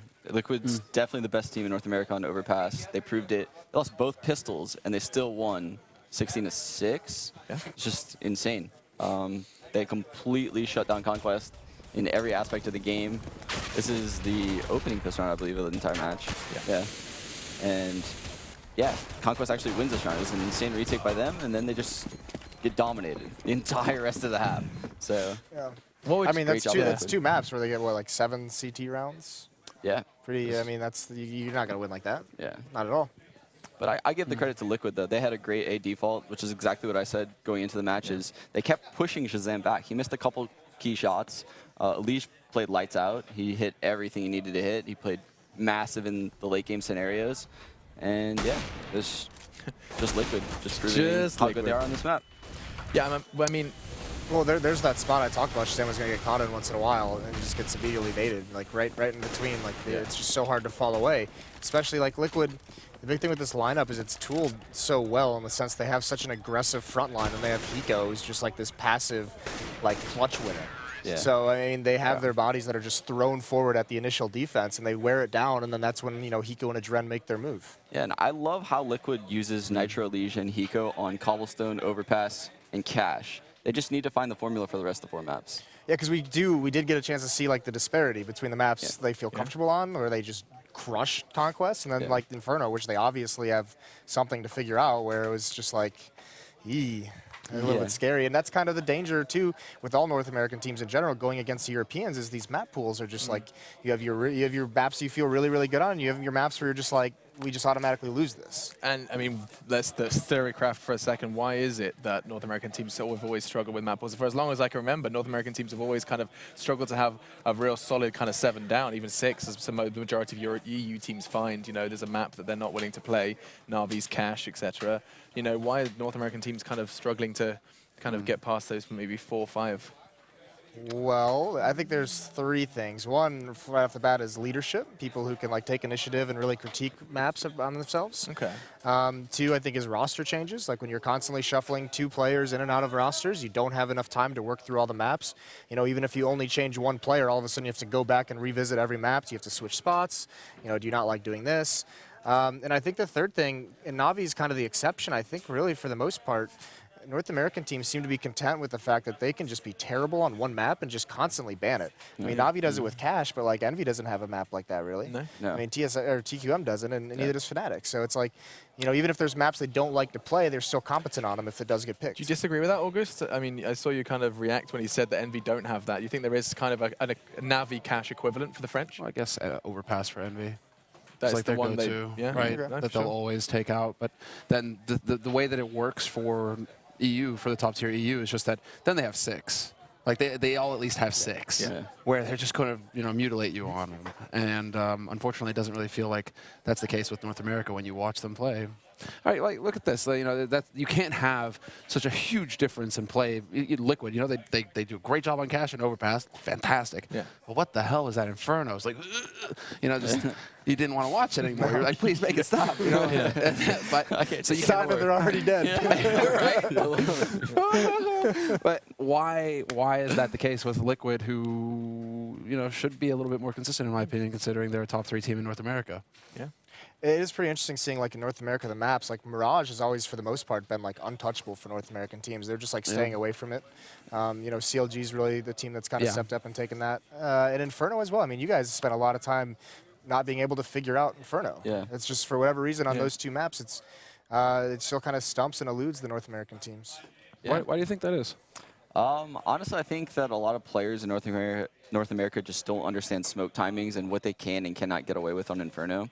And they're just very stubborn to it. And I think a large reason is because they pug a lot and they play a lot of FPL games and like weird scenarios where they're not encountering the same pro scenarios that would incur when you play like a Fnatic or NBS. And even when you play other North American teams, people aren't controlling you with smoke grenades the same way they would when you play those teams. So even though like someone like myself or other leaders in North America can say you're not going to run into this kind of stuff at tournaments, it's hard to enact the right things to do when you're not seeing the same things. So like the answer to that is more regimented scrimming within match conditions kind of thing. Is that what you're suggesting? Like that would be the right direction for North America to go. I just think the meta on Inferno in North America is behind at least 6 months. It's so far behind. When you watch these teams play, like when you watch Conquest play Fnatic, they got 1 round, and the only round they got on T-side was 5 auto shotguns, and they won it 1 versus 2 to win it. Like, what? And then you watch them just dominate Liquid, who then turns around and dominates them on 2 maps. Like, that's how messed up Inferno is for North American teams right now. That's actually, you just put your finger on it. I couldn't put my finger on it for what I was watching Liquid do, like why it was like really bugging me. But you're putting your finger on it right there. It feels like I'm watching something that I was watching 6 months ago with the Euros, like throwing in incendiaries early to clear out Banana. Yeah. It's like I was just like, it wasn't quite clicking, but now I think you got it. Yeah, they're just throwing grenades away, like they're just raining down nades. And that's like the most valuable people. currency on Inferno. Yeah. Right? Exactly. Now it becomes clear. It's like, now it's all about, it's this art form where, you know, the B players, Olafmeister Crims, it's like that incendiary, they're waiting until the last second to throw that thing out, right? One instance I remember where we were just like, as if Olafmeister's just done that, like he's holding Banana and he just turns around, doesn't even make a noise, just turns around or just casually walks back to the side. Away, like, it's like, how have you got this like audacity to walk away with your back to Banana? It's all about timings, and the Europeans know the timings, and the Americans guess. Yeah. And they refuse to all watch demos and learn them or be taught them, and I don't know. That's I think it's more. It's all about the big work. I know where you thought I was going, but it's all about this right here. The big W. The big W. Got to do the work. Yeah, I mean that's the thing, because I know there are players even among Conquest who watch demos, but I think it's more committing that to memory and actually applying what you're seeing. I think it's when you get into the server with your 4 other teammates and you're like, all right, guys, we need to go over this. Like, we need to talk about Inferno for an hour, and everyone's like, let's get a scrim. Yeah.